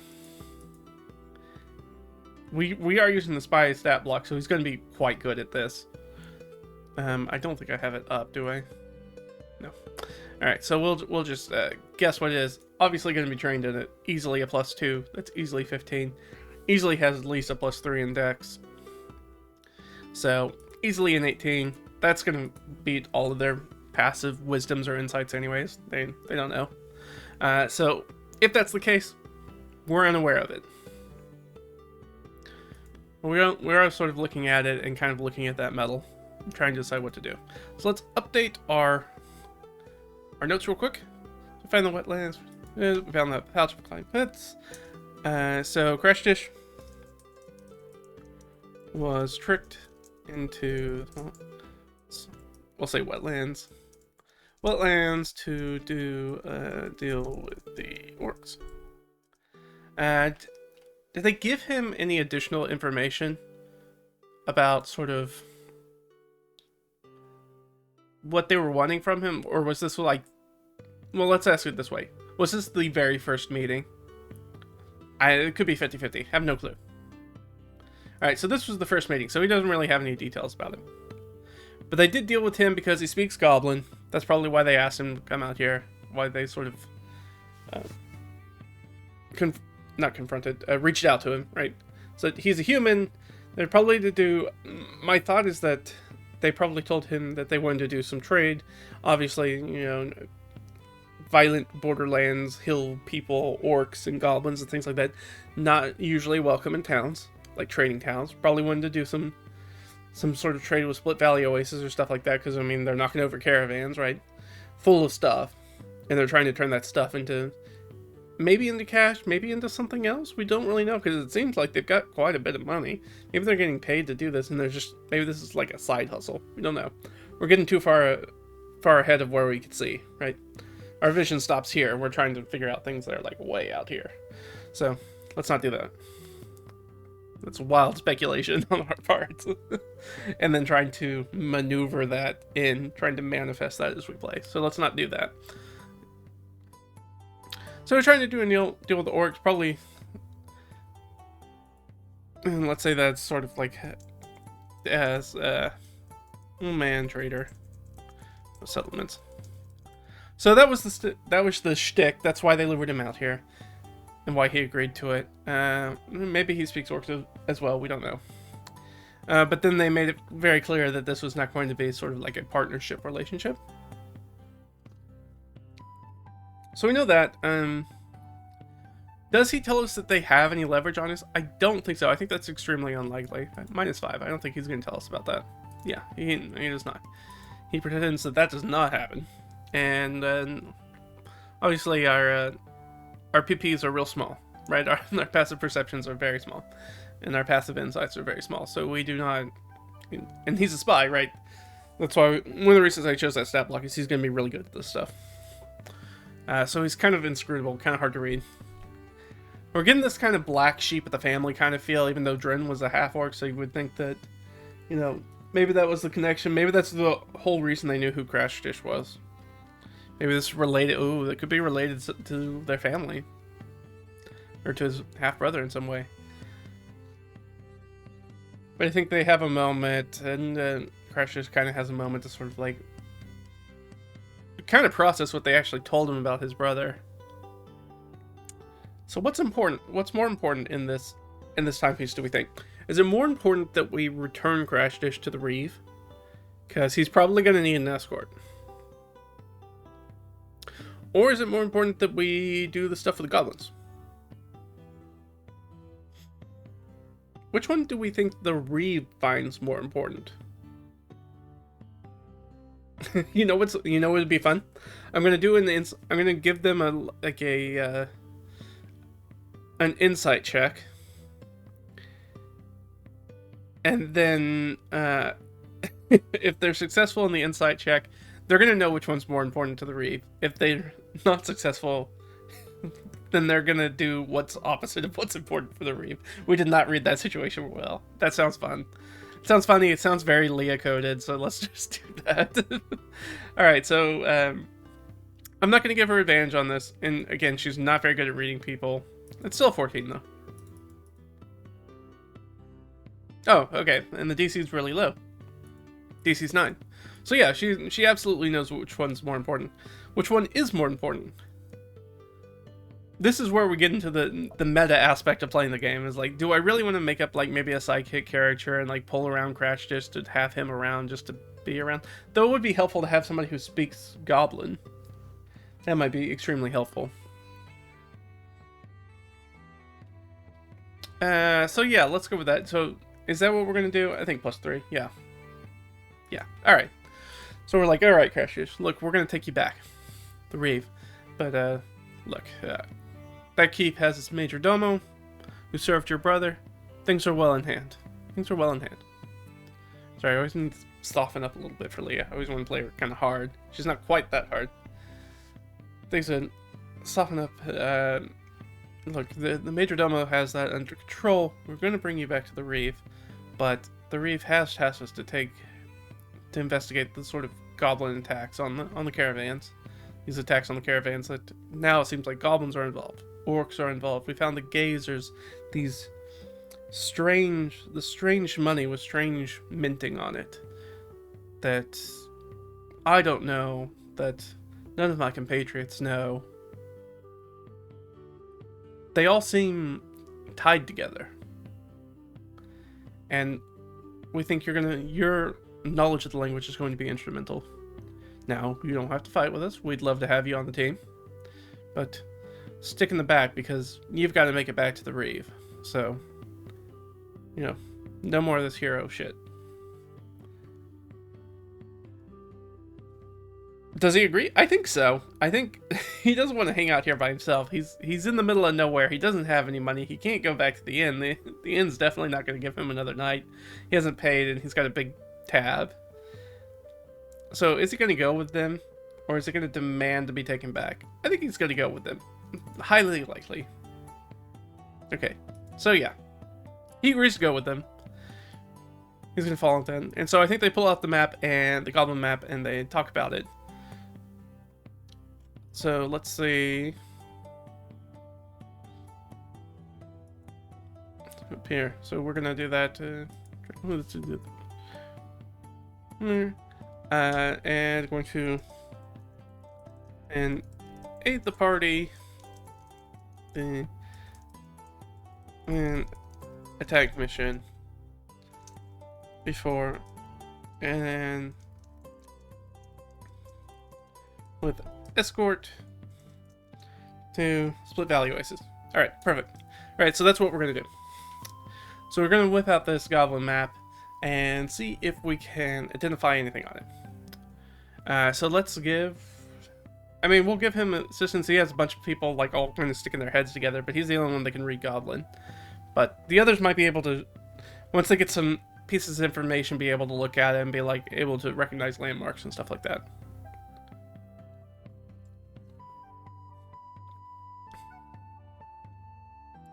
So, are we able to basically interpret that information? I think that's pretty likely. Like I said, we're going to give him advantage on... I guess I'll make this an investigation check. And I guess he'll use Leah's stats. Okay, well, that's not great. So that's, what, a 15? Because I don't believe that she has... Yeah, she does not have expertise. So it's a 15. That's a dicey DC. It could go either way. But we got good rolls. That's a whopping DC 15. Sorry. Gotta do math. Ugh. Slow this morning on the math. Alright, so if that is the case, we have at least some sort of idea. So let's pick a direction. 1d6. From where we are. 6. Alright, that would be to the northwest. How far away is this? I think we could... They attacked this trade route, so it can't be super, super far away. But they were also here. And the attack the Split Valley Oasis, between Split Valley Oasis and Carterton, was new, which makes me think that that's sort of the extent. So things are more likely to be to the northwest, where we haven't heard things about this yet. So how far? But like how far to the northwest, right? So let's add some. Boop, boop, boop, boop, boop, boop. Right. So how far are we talking about? I'm thinking 2d6. Let's go for a little. Maybe it'll be a little romp for us. 6. Okay. So 1, 2, 3, 4, 5, 6. This will be sort of our central point. And let's give us a We'll paint here. Give us some, just a little red color. So here's our box that we're looking at. So how good is the map? Is this a D4 style map? Yes. Okay, good. Basically it tells how good the directions are as far as our search area. It could be a really tight search area, or it could be a really huge search area. It looks like the map's pretty good. So it's only going to be 2 away. Alright, so basically that kind of tells us the search area that we're looking at.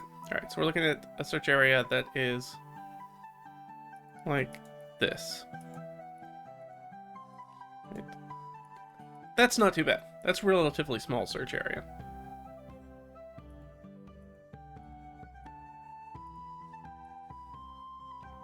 So that's kind of what we're looking at. But it is a ways away. And technically we are here. So let's get rid of the we are here, because that is not where the party is. That would be helpful. There we go. Because we're actually here. Alright, well, if we're going to move further up... Sorry, doing some interpreting. Alright, so... Be helpful if I could see... I'm going to actually move this up a little bit. There we go. Get a little bit more real estate about what we're trying to look at. So, we are technically in this hex right here. So this next hex up, this is actually a mountainous area. Alright, so we have an idea of where we're going. And that's actually hills up here. Let's go ahead and put some hills down, just so we know, kind of interpret that as we go. But we've got full up rations, we've got full up supplies. There's really no reason why we don't go right now. We don't really need to stop for anything. The only thing that's kind of buckling us down right now is the fact that we've spent like a big portion of our daily travel pace budget already. So, especially if we move into a mountainous area. So that's something we didn't know, is that we're at basically the foot of a mountain. Let's roll that 2d6 and try to determine, you know, what's going on right here. Probably mountains, right? Yep, that's full on. That'd be mountains.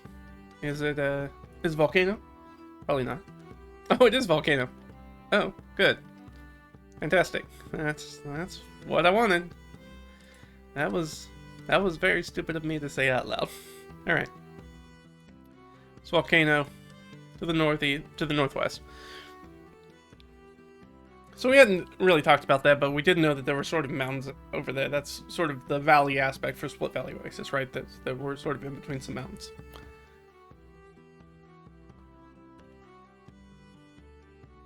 So we do have that to the next thing, but we do know things are going to get tough.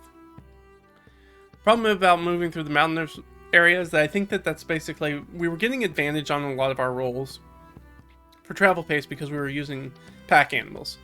The pack animals and the steep grades of the mountains, those are going to cancel themselves out. So we're going to be back to normal. So that's not going to actually help us. They still help us in the aspect is that it allows us to carry more gear, but it isn't going to help us as far as sort of like how quickly we move, how much energy we have in a day. So we are looking for... Oh, so one of the things that we didn't determine from the goblin map is what exactly is it pointing to? Now, my assumption, of course, was that it's kind of like their big base, right? Is it their big base? It almost assuredly has to be, right? +5? Yeah, okay. So, we're just going to write a little note. Goblin base? Question mark? So that's what we're looking for. And it's somewhere within these hexes, these red hexes, right? Somewhere within that is what we're looking for. I'm gonna paint that red. It looks very orange to me. There we go. Alright, so that's what we're looking for. Is there anything else we need to do before we keep going? I don't think so. So I think we're going to just move on. Oh, luckily moving into the foothills very, very easily. Not a lot of problems. So question, is there anything going on with the volcano? And rather than that, I'm just going to do a percentile roll and be like, basically, don't roll a 1 on a D100 for some sort of eruption event. Okay, there's not. 92, things look pretty safe. So active volcano, but does not seem to be agitated. Let's put it that way.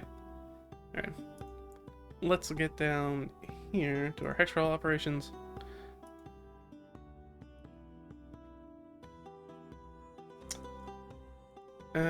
I can't remember what our threshold was. It wasn't very high. I think it was it 10? I think it was 10.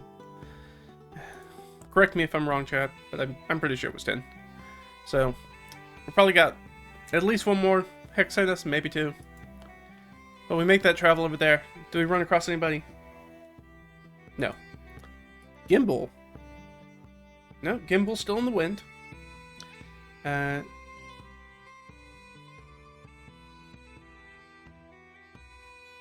point of interest? Probably not. No. Don't run across a point of interest. Alright, so what's coming up next? What we got hanging out? 8. Alright, so that's going to be more of the same. 9, that's actually going to be... I mean, technically we're... So, yeah, let's do it this way. It's gonna be a mountain. I guess I technically should be rolling d10s for all of these. See if they're volcanoes. Not a volcano. Not a volcano. And our last one is in fact not too much volcano. Alright, less than volcano. So would be it's not gonna be much. Yeah, it's just gonna be another volcano. Can't get any really drier than that. And or not volcano, mountain. Alright, so that's sort of what we're looking at in this area. Well, we kind of know which way we need to go, so let's keep heading that way. So we will head into sort of like this forested place right here. Right, any sort of encounters? No. Okay, good there. Any sort of point of interest? No. Gimbal? No. Alright. Everything's looking good. Let's get our 2d6 for what's going on next, and then we'll do our 4. Alright. All more the same? More the same.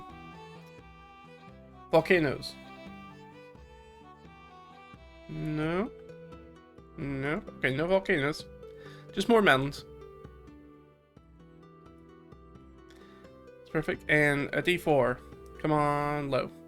Alright. So that's sort of our full... We're full up now. We're at our threshold. So we can push one more time. We can try to make one more hex if we want to. We'll have to make an active check, which we might do because threshold's pretty low. We won't have advantage on it, right? Because that's sort of evened out by the mountains in our pack mule. But that first level of exhaustion, if we did fail, is just checks, which is okay. It's not the end of the world. And it would get us closer to what we're looking for. So I think we'd push it. We're not under a ton of time constraint, but it would be nice to do this fast. Isn't really, as far as the characters in universe are concerned, this is not really sort of like the main thing that's kind of on our plate to deal with. It's kind of a favor we're kind of doing for the Reeve. I mean, he tests us for it. It is the most important thing. And the faster we do make this work, the less likely that something else isn't going to get attacked. So, I guess we'll move on. We'll push. So we'll push for one more. I'd like to get us, at least for this session, I'd like to get us to the box. To at least start looking around for this goblin base somewhere. Wherever it is. So let's push. We're gonna push. Into that next hex. Alright. Let's do Gimbal. Anything from Gimbal? No. No encounter. Any point of interest? Probably not. Nope. And then we'll roll our 2d6 to get things. Alright, so that's a mountain. Ooh. Interesting. Interesting indeed.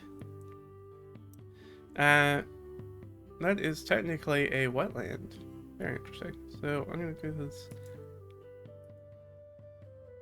I'm gonna go ahead and make that a swamp, I think. So this is actually a swamp here. And then it's a little lowland. There's a little bowl that we're about to walk into, which will be the first place that we think that goblin base might be. We know that they have, at least the orcs have this sort of, just because that's how the dice have rolled, are enamored in some way with swamps and wetlands. Like that seems to be a biome that they show up in a lot.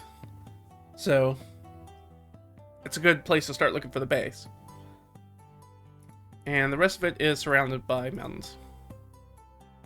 No volcanoes though. Just regular old mountains. Well, I think that tells us where we need to go, right? Well, let's do our D4. Wait, we haven't done our D4. 4. Ouch. Alright, so this threshold goes up to 14. It's active now. Well, technically the threshold was still 10. So now we need to make an active constitution check, or constitution save, to see if we're get exhausted from pushing ourselves. Like I said, because we're running as a group and I'm just doing it solo, just gonna do it for Leah. Normally, if I was running this for a group, I'd have them all make the checks. So that way, you know, all the fighters always feel really good because they always have high constitution, and all the wizards feel really bad about not spending points in their constitution because they're always dragging down the party. Or more likely to be dragging down the party, I should say. No, yeah. As is the case, Leah fails and takes on 1 level of exhaustion. So let's do that. Exhaustion level 1. Alright, so that's negatives to all our checks, which is not great. It's not terrible, but it's not great. So that's where we are. Clearly late in the day at this point. We're like, alright, well, I think they're like sitting up on the mountaintop with they're on the bowl side. Like they can see down into that bowl where there's like a swamp, basically, and probably more like a bog or something like that, right? It's probably gonna be a bog. Yeah, it could be a mire. Technically, it could be any of the wetland types, but probably a bog, given the sort of area. So I think they're sitting there and they're kind of looking at it and they're like, I think that's probably as they're sitting down to have like their evening meal, kind of looking at it and they're like, yeah, that's probably a good place. Let's keep an eye out. There might be some movement in the area. We know that they're moving to the southeast from wherever their camp is. So let's keep eyes peeled. But there's a good chance that they're down there in that bowl.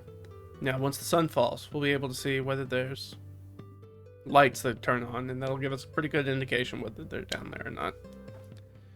And at this point, they will try to settle in for a long rest. Now, I typically don't do the morale boosting. I typically don't do morale boosting for the solo play, but because we have the mule, we don't need it. But the mule's been canceled out by the mountainous terrain that we're in. So I think for this, I'm going to try to give them a morale check. And so they're going to do some camp activities, morale checks. So the way that I do this morale system, of course, we've gone over in the full video, is that basically everybody participates. They're going to have a DC, which is set at 14, right? It's whatever our threshold is. And they get to make whatever check they want to try to, like, boost morale, keep spirits up. They can be working on repairing people's gear. It can be making a nice meal. It can be telling a great story around the campfire. It can be whatever they want. But everybody has to try to do it. Alright, so we have Delg up first. Delg primarily has his healer kit. That's sort of his things. And his barber tool. So maybe he gives some people like a haircut, right? Haircut, kind of looks them over, deals with their sores, you know, blisters and stuff on the feet, things like that. And to get people tidied up and like giving everybody a full health check, full screen health check. That's what we're having on the camp trail here. So that's what they're gonna do. What they're gonna try to do. So say that's their wisdom plus their medicine, which is, I think that's fair. That's what they'd probably start off with. I think that's more important than the haircuts. The haircuts are just kind of a nice bonus. So they have expertise, so they have a +5 to the roll. They only need to roll a 9. Come on, come on, come on, Delve. Alright, so that's 1 success. 1 success in the bag. So he does everybody, kind of takes care of everybody. What's Imbar gonna do?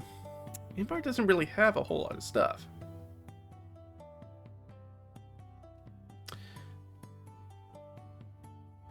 She has athletics and she has perception. She has dexterity. So it's going to be whatever we kind of choose for her. It's going to be relatively flat. So, but she has got strength and dexterity and constitution. So she's going to be doing maybe the camp setup. Maybe she was like, hey, you guys take a load off. I'll set up the camp. And I'll let her use that as a way to do athletics, right? And do that. I'd be like, I'll take care of setting up the tents and all that stuff and setting up the fire, and I'll grab the firewood and stuff. You guys, it's been a long day. You guys take a break. So let's say that that's an athletics check.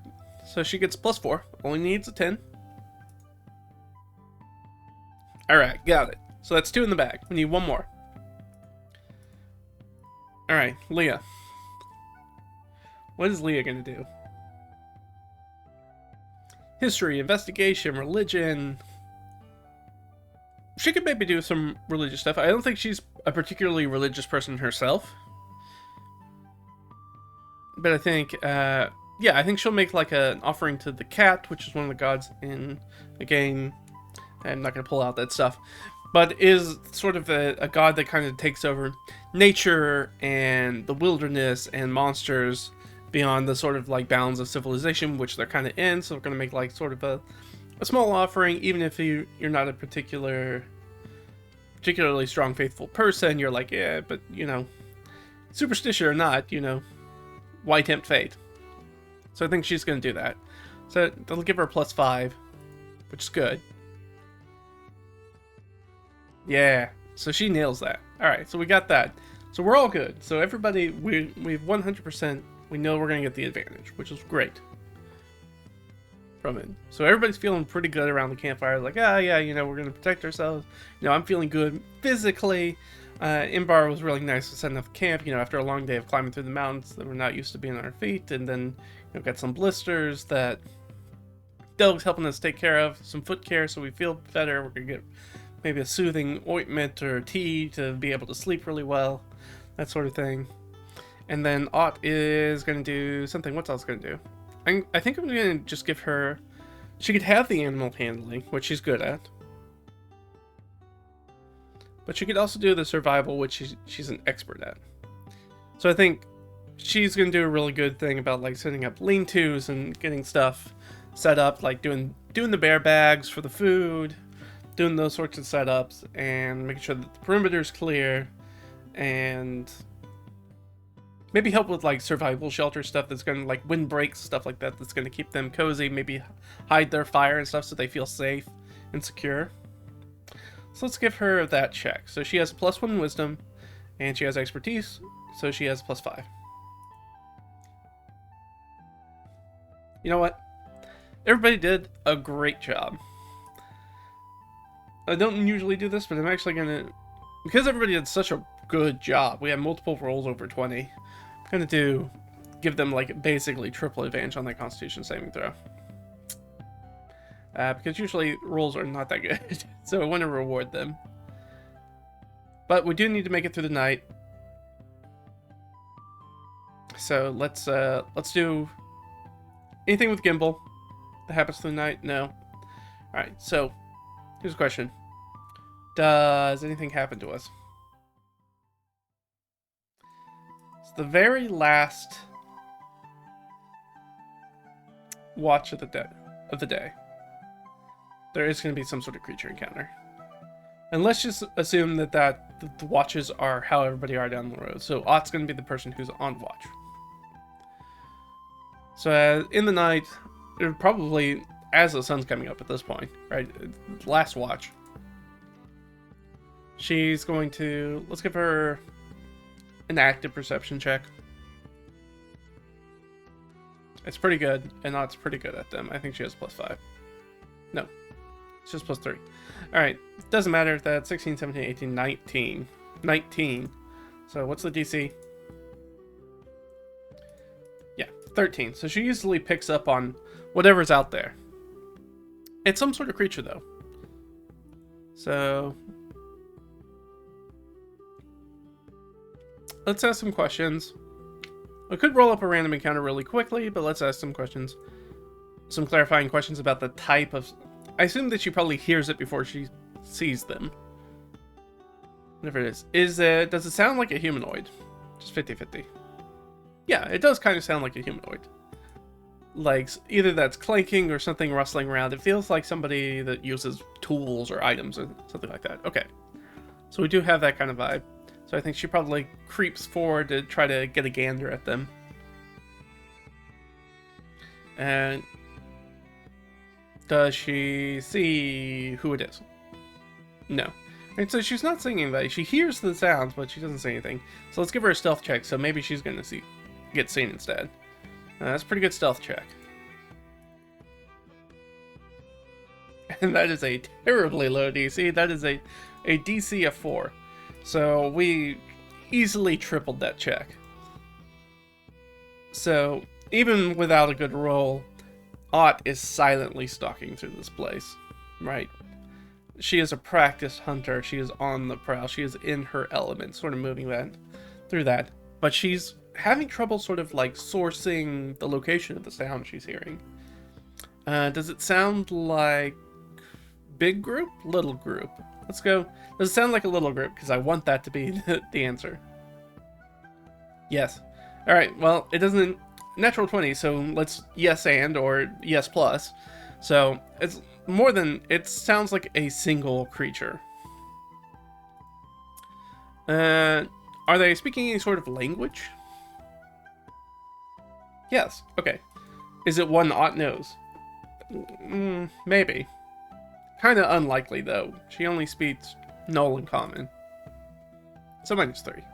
No. So it's something completely unknown to her that she hears. Now I'm going to ask a big question. Is this some sort of effect, something that's sort of like drawing her in, maybe? Like a... No, okay, so it's not that. Good. Whew. I was like, it could be some sort of like satyr's call, it could be like a dryad or something, and it could wander off into the wilderness and just get eviscerated by a creature. But that is not the case.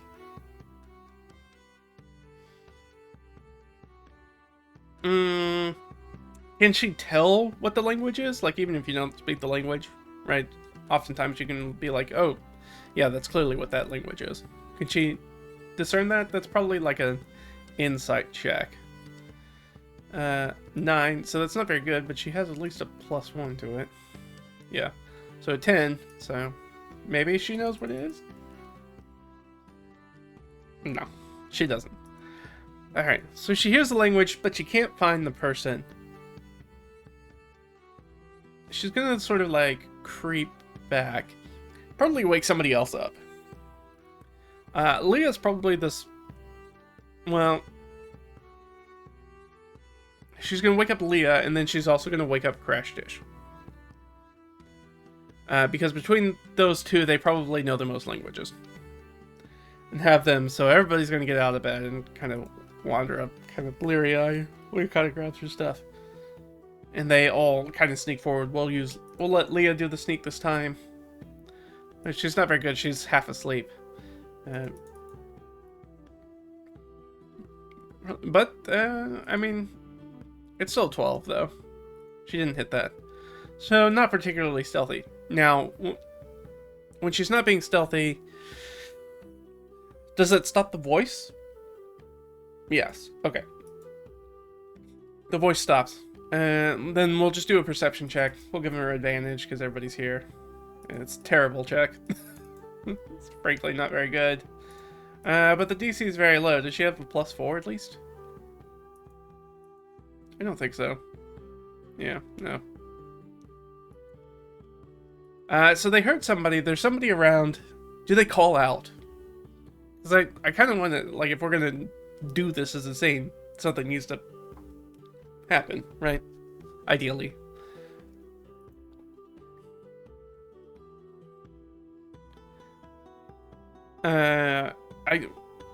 Okay, here's the thing. Did they hear the voice at all? Probably. Yeah. Could they identify the language? Don't roll twice. No. Okay. Even with a +5, that would have been a no. Did they call out in a language they do know, maybe? They're in sort of a mountainous area. We'll go with... A lot of things speak Elvish. Maybe Elvish will help. So, does Elvish help? Probably not.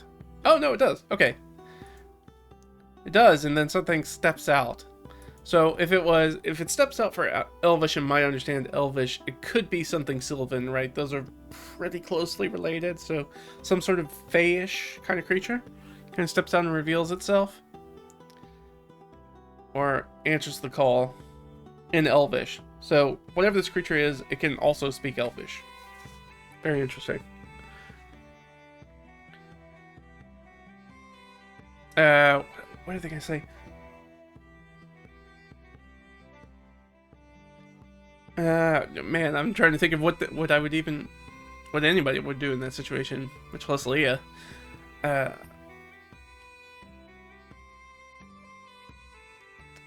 I think it's just sort of a greeting, like, well met, you know. We're travelers to this area. We're looking for, yeah, we're looking for something. Can you help us? Obviously. Yeah, sure. Persuasion check. Why not? Advantage. Yeah, she's got people with her. Why not? It's not great. It's a 14. Yeah, no, that's a 21 DC, or sorry, 16 DC.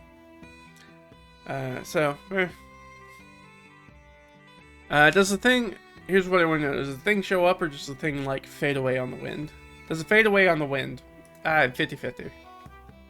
No? Okay. So it does show up. What kind of creature?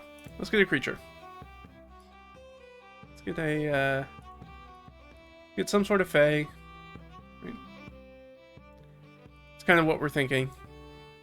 And let's go with... We're technically in the mountains, right? Oh. Well, that would be really bad. That's a hag. That would be really bad if that's what we decide to go with.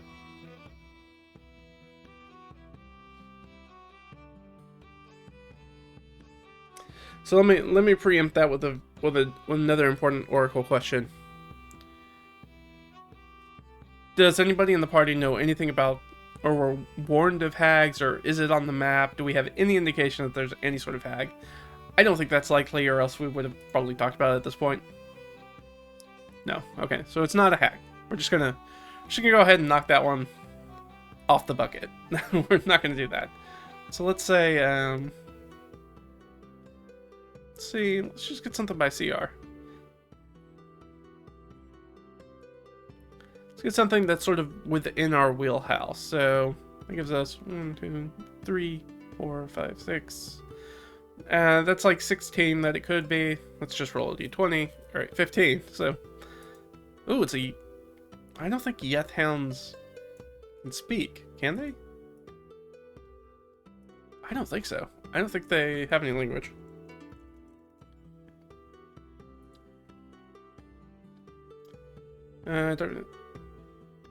Oh, they understand it but couldn't speak. All right, so it wasn't technically a language we were hearing. It was sort of a guttural sound that is kind of mimicking language in the same way that, right, you see huskies cry and stuff like that sort of thing. So there's an intonation that kind of almost sounds like they're trying to communicate with you, but they understand the languages, right? They understand Common, Elvish, Sylvan, but they can't speak it. That makes total sense. So let's get an image of the yeth hound. We know Just so we're all on the same page about what yeth hounds look like. Yeah, I mean they're not pretty. It's sort of like a dog with a dude's face. So let's go ahead and say that this thing's sort of rolling up on us, because I think that is technically the 5e for it, right? Yeah. So this thing's kind of rolling up on us, and we kind of speak to it, and it kind of like there's an intelligence in the eyes, right? That's like, I'm communicating with you, but you're like, that's not a language. I don't know what that is. But they are relatively intelligent, right? I mean, they're smarter than the absolutely lowest animals. They're not super smart.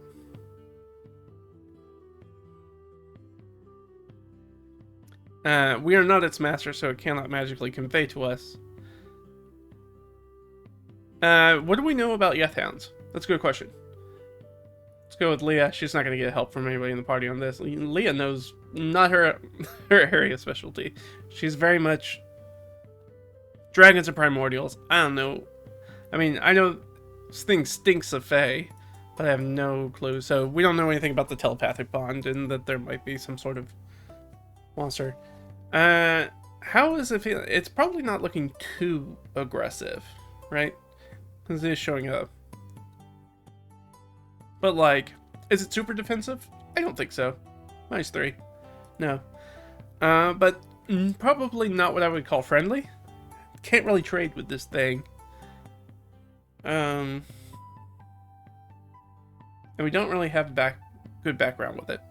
So, as to, like, what this sort of creature is like. Right, we don't really have any of that information. So we're just kind of looking at the yeth hound. And probably just like toss it some food or something like that. As sort of a sign of goodwill. We have a lot of questionable jerky. No, we sold a bunch of our questionable jerky, didn't we? We offloaded our questionable, probably jerky made out of people. We didn't really eat it, and we just kind of sold it. That's going to be somebody else's problem. And then they can hire us to exterminate their ghouls, right, for eating human flesh.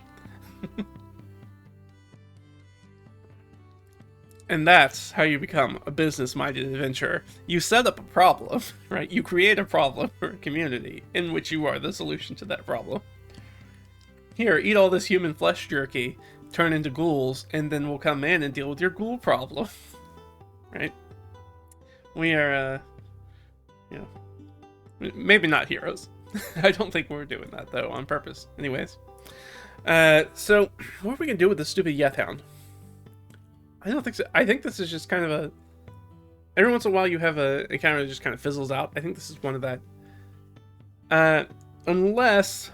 So, just to kind of do our due diligence, does the creatures... We know that there's a master from a gameplay perspective. Does that master show up? Man, I really don't know. So 50-50? Oh, does. Okay, cool. So let's roll for who that's going to be, but I'm going to use my D100 table from in here for just random NPCs. Just to sort of change a pace. Since this does not feel like it's going to be a combat encounter. So I have a D100. Let's find out who's showing up. So something else is sort of crashing through the brush. I guess there's not that much brush. We're not in that forest. No, we are in the forested mountain, right? You confused myself. No, we passed it. Alright. So just kind of kicking scree as it kind of comes around from the sort of back end area. So 47. Okay. That could be interesting. Yeah. That works. So 47 is sort of like somebody who deals with herbs. So sort of like an herb picker. So we are basically maybe going to end up backing our way into not necessarily a hag, but some sort of like sort of polder or witch or somebody who lives in sort of the reaches like this, who's collecting sort of like rare herbs and probably takes those things to market, or people come to for sort of healing services, and sort of like people kind of get sometimes because we don't understand. The common people don't really understand what they do. Could be magic, could be science. They kind of pushed to that edge. Yeah, so that's a person who's going to come out. Let's just ask, is it a witch? I mean, I kind of want it to be a witch, so +3. Yeah, it's probably a witch, right? No, not a witch. Alright, so some sort of like weird humanoid hermit guy? That's also pretty likely. Yeah, alright. Common race? I think so. Also, yes. Yeah, okay. Sort of person, old hermit kind of like steps out like kind of weird trapper kind of person. Wild person. Can I help you? Ah, yes. Ah, great. So he probably puts his hand like on the yeth hound's head and like gives it some scritches and kind of has that weird human face trying to do like dog kind of like and it's somewhat unsettling probably because yeth hounds are somewhat unsettling. Yeah, we're actually there's supposed to be a goblin camp that's sort of in the area, and sorry, we're camped out. We're looking for a goblin camp in the area, and you know we heard your companion. Not really sure how to describe the yeth hound. Your companion, and you know just kind of stumbled across them. How amenable is this person? Let's give her a persuasion check. Just kind of throw off a vibe. That's pretty good. That's a 16. Unfortunately, I rolled well, and that's a 19. So Leah, of course, thinks she's going through this, being very personable. This person's quite standoffish. Uh-huh.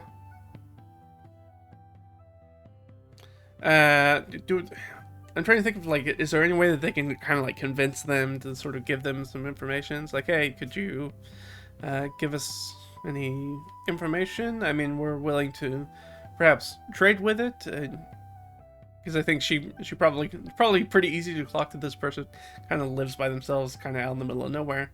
You know, we have items with us. We can make an exchange if you want. Are they open to trade? 50-50. I have no idea. Yeah, they're open to trade. Okay. And I think she probably is like, oh, by the way, we have like a person who practices medicine and stuff. Probably got some like herbs or like a basket of mushrooms or stuff. Like clearly shows that like they're foraging for things out here in the early mornings. You know, we have somebody who practices medicine. I'm sure that you can probably swap some much needed bits. Yeah. All right. Once you you got a party close? Yeah. You can come with us, or nah, I'll leave the hound with you. And he looks at the yeth hound, and they have the telepathic one. Right. He'll gather your compatriots and lead you back to my hut. Ah. Delightful. We'll see you soon. And so he kind of steps back into the background and heads off.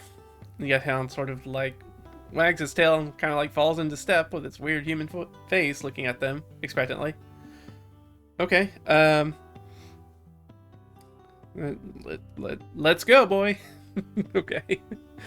And leads them back to camp. Everybody else in camp so everything kind of goes fine. We have that sort of encounter with the yeth hound, but that's pretty much it. I'm trying to think of. So I want to ask right before we end here, because we're in a good spot to sort of like pick this up. And this is more for clarification for myself, is this person's hut within this basically hex? Yeah, okay. So we're not going to have to go far afield. Alright, so we're going to get that, and then we'll we'll head in. So I think that is a good place for us to end it. I will clean up everybody from their long rest. We will reset things. We will start off with us having this sort of interesting encounter with this sort of mountain man hermit character, and hopefully they'll be able to give us some information about the goblin base. We'll do a little bit of trade, and then we'll move on from there. It's gonna be pretty interesting. Hopefully he's going to give us some information. So if he gives us good information, basically we'll be able to reduce the size. We'll be able to knock some of these hexes off over here in our search area. If they give us good information, that gives us a smaller search area for finding the goblin base. So we'll pick up that. And so fingers crossed that that's what's going to happen. But yeah, I think that's going to be it for me in this one. This is always a lot of fun. And every time that I think that, like, I'm pulling things back together and everything's, you know, coming up Millhouse, everything's kind of dropping into line, things are looking really good, everything's coming together, it's very clear that A, B, and C are gonna happen. And it feels like every single time I'm like, it's A, B, F. Right, way off to the side, and just like, okay, that is not what I was expecting to happen.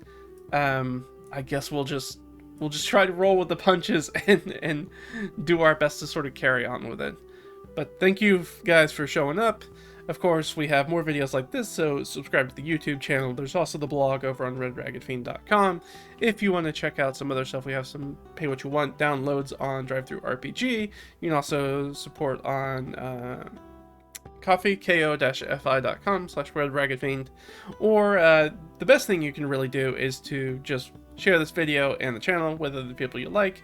Share it on your Reddit, your favorite social media accounts, your favorite sort of RPG forum, whether that's Ian World or something else. That's usually the best thing. Try to get the word out. The algorithm's not always the greatest. It's sort of just showing the content to people. So anytime you can get it in front of eyeballs, other ways is always very helpful. So thank you very much in advance for that. But I think that's going to be it for me. Always fun. Thanks for hanging out with me. Hope you guys have a great day, and I'll see you guys next time.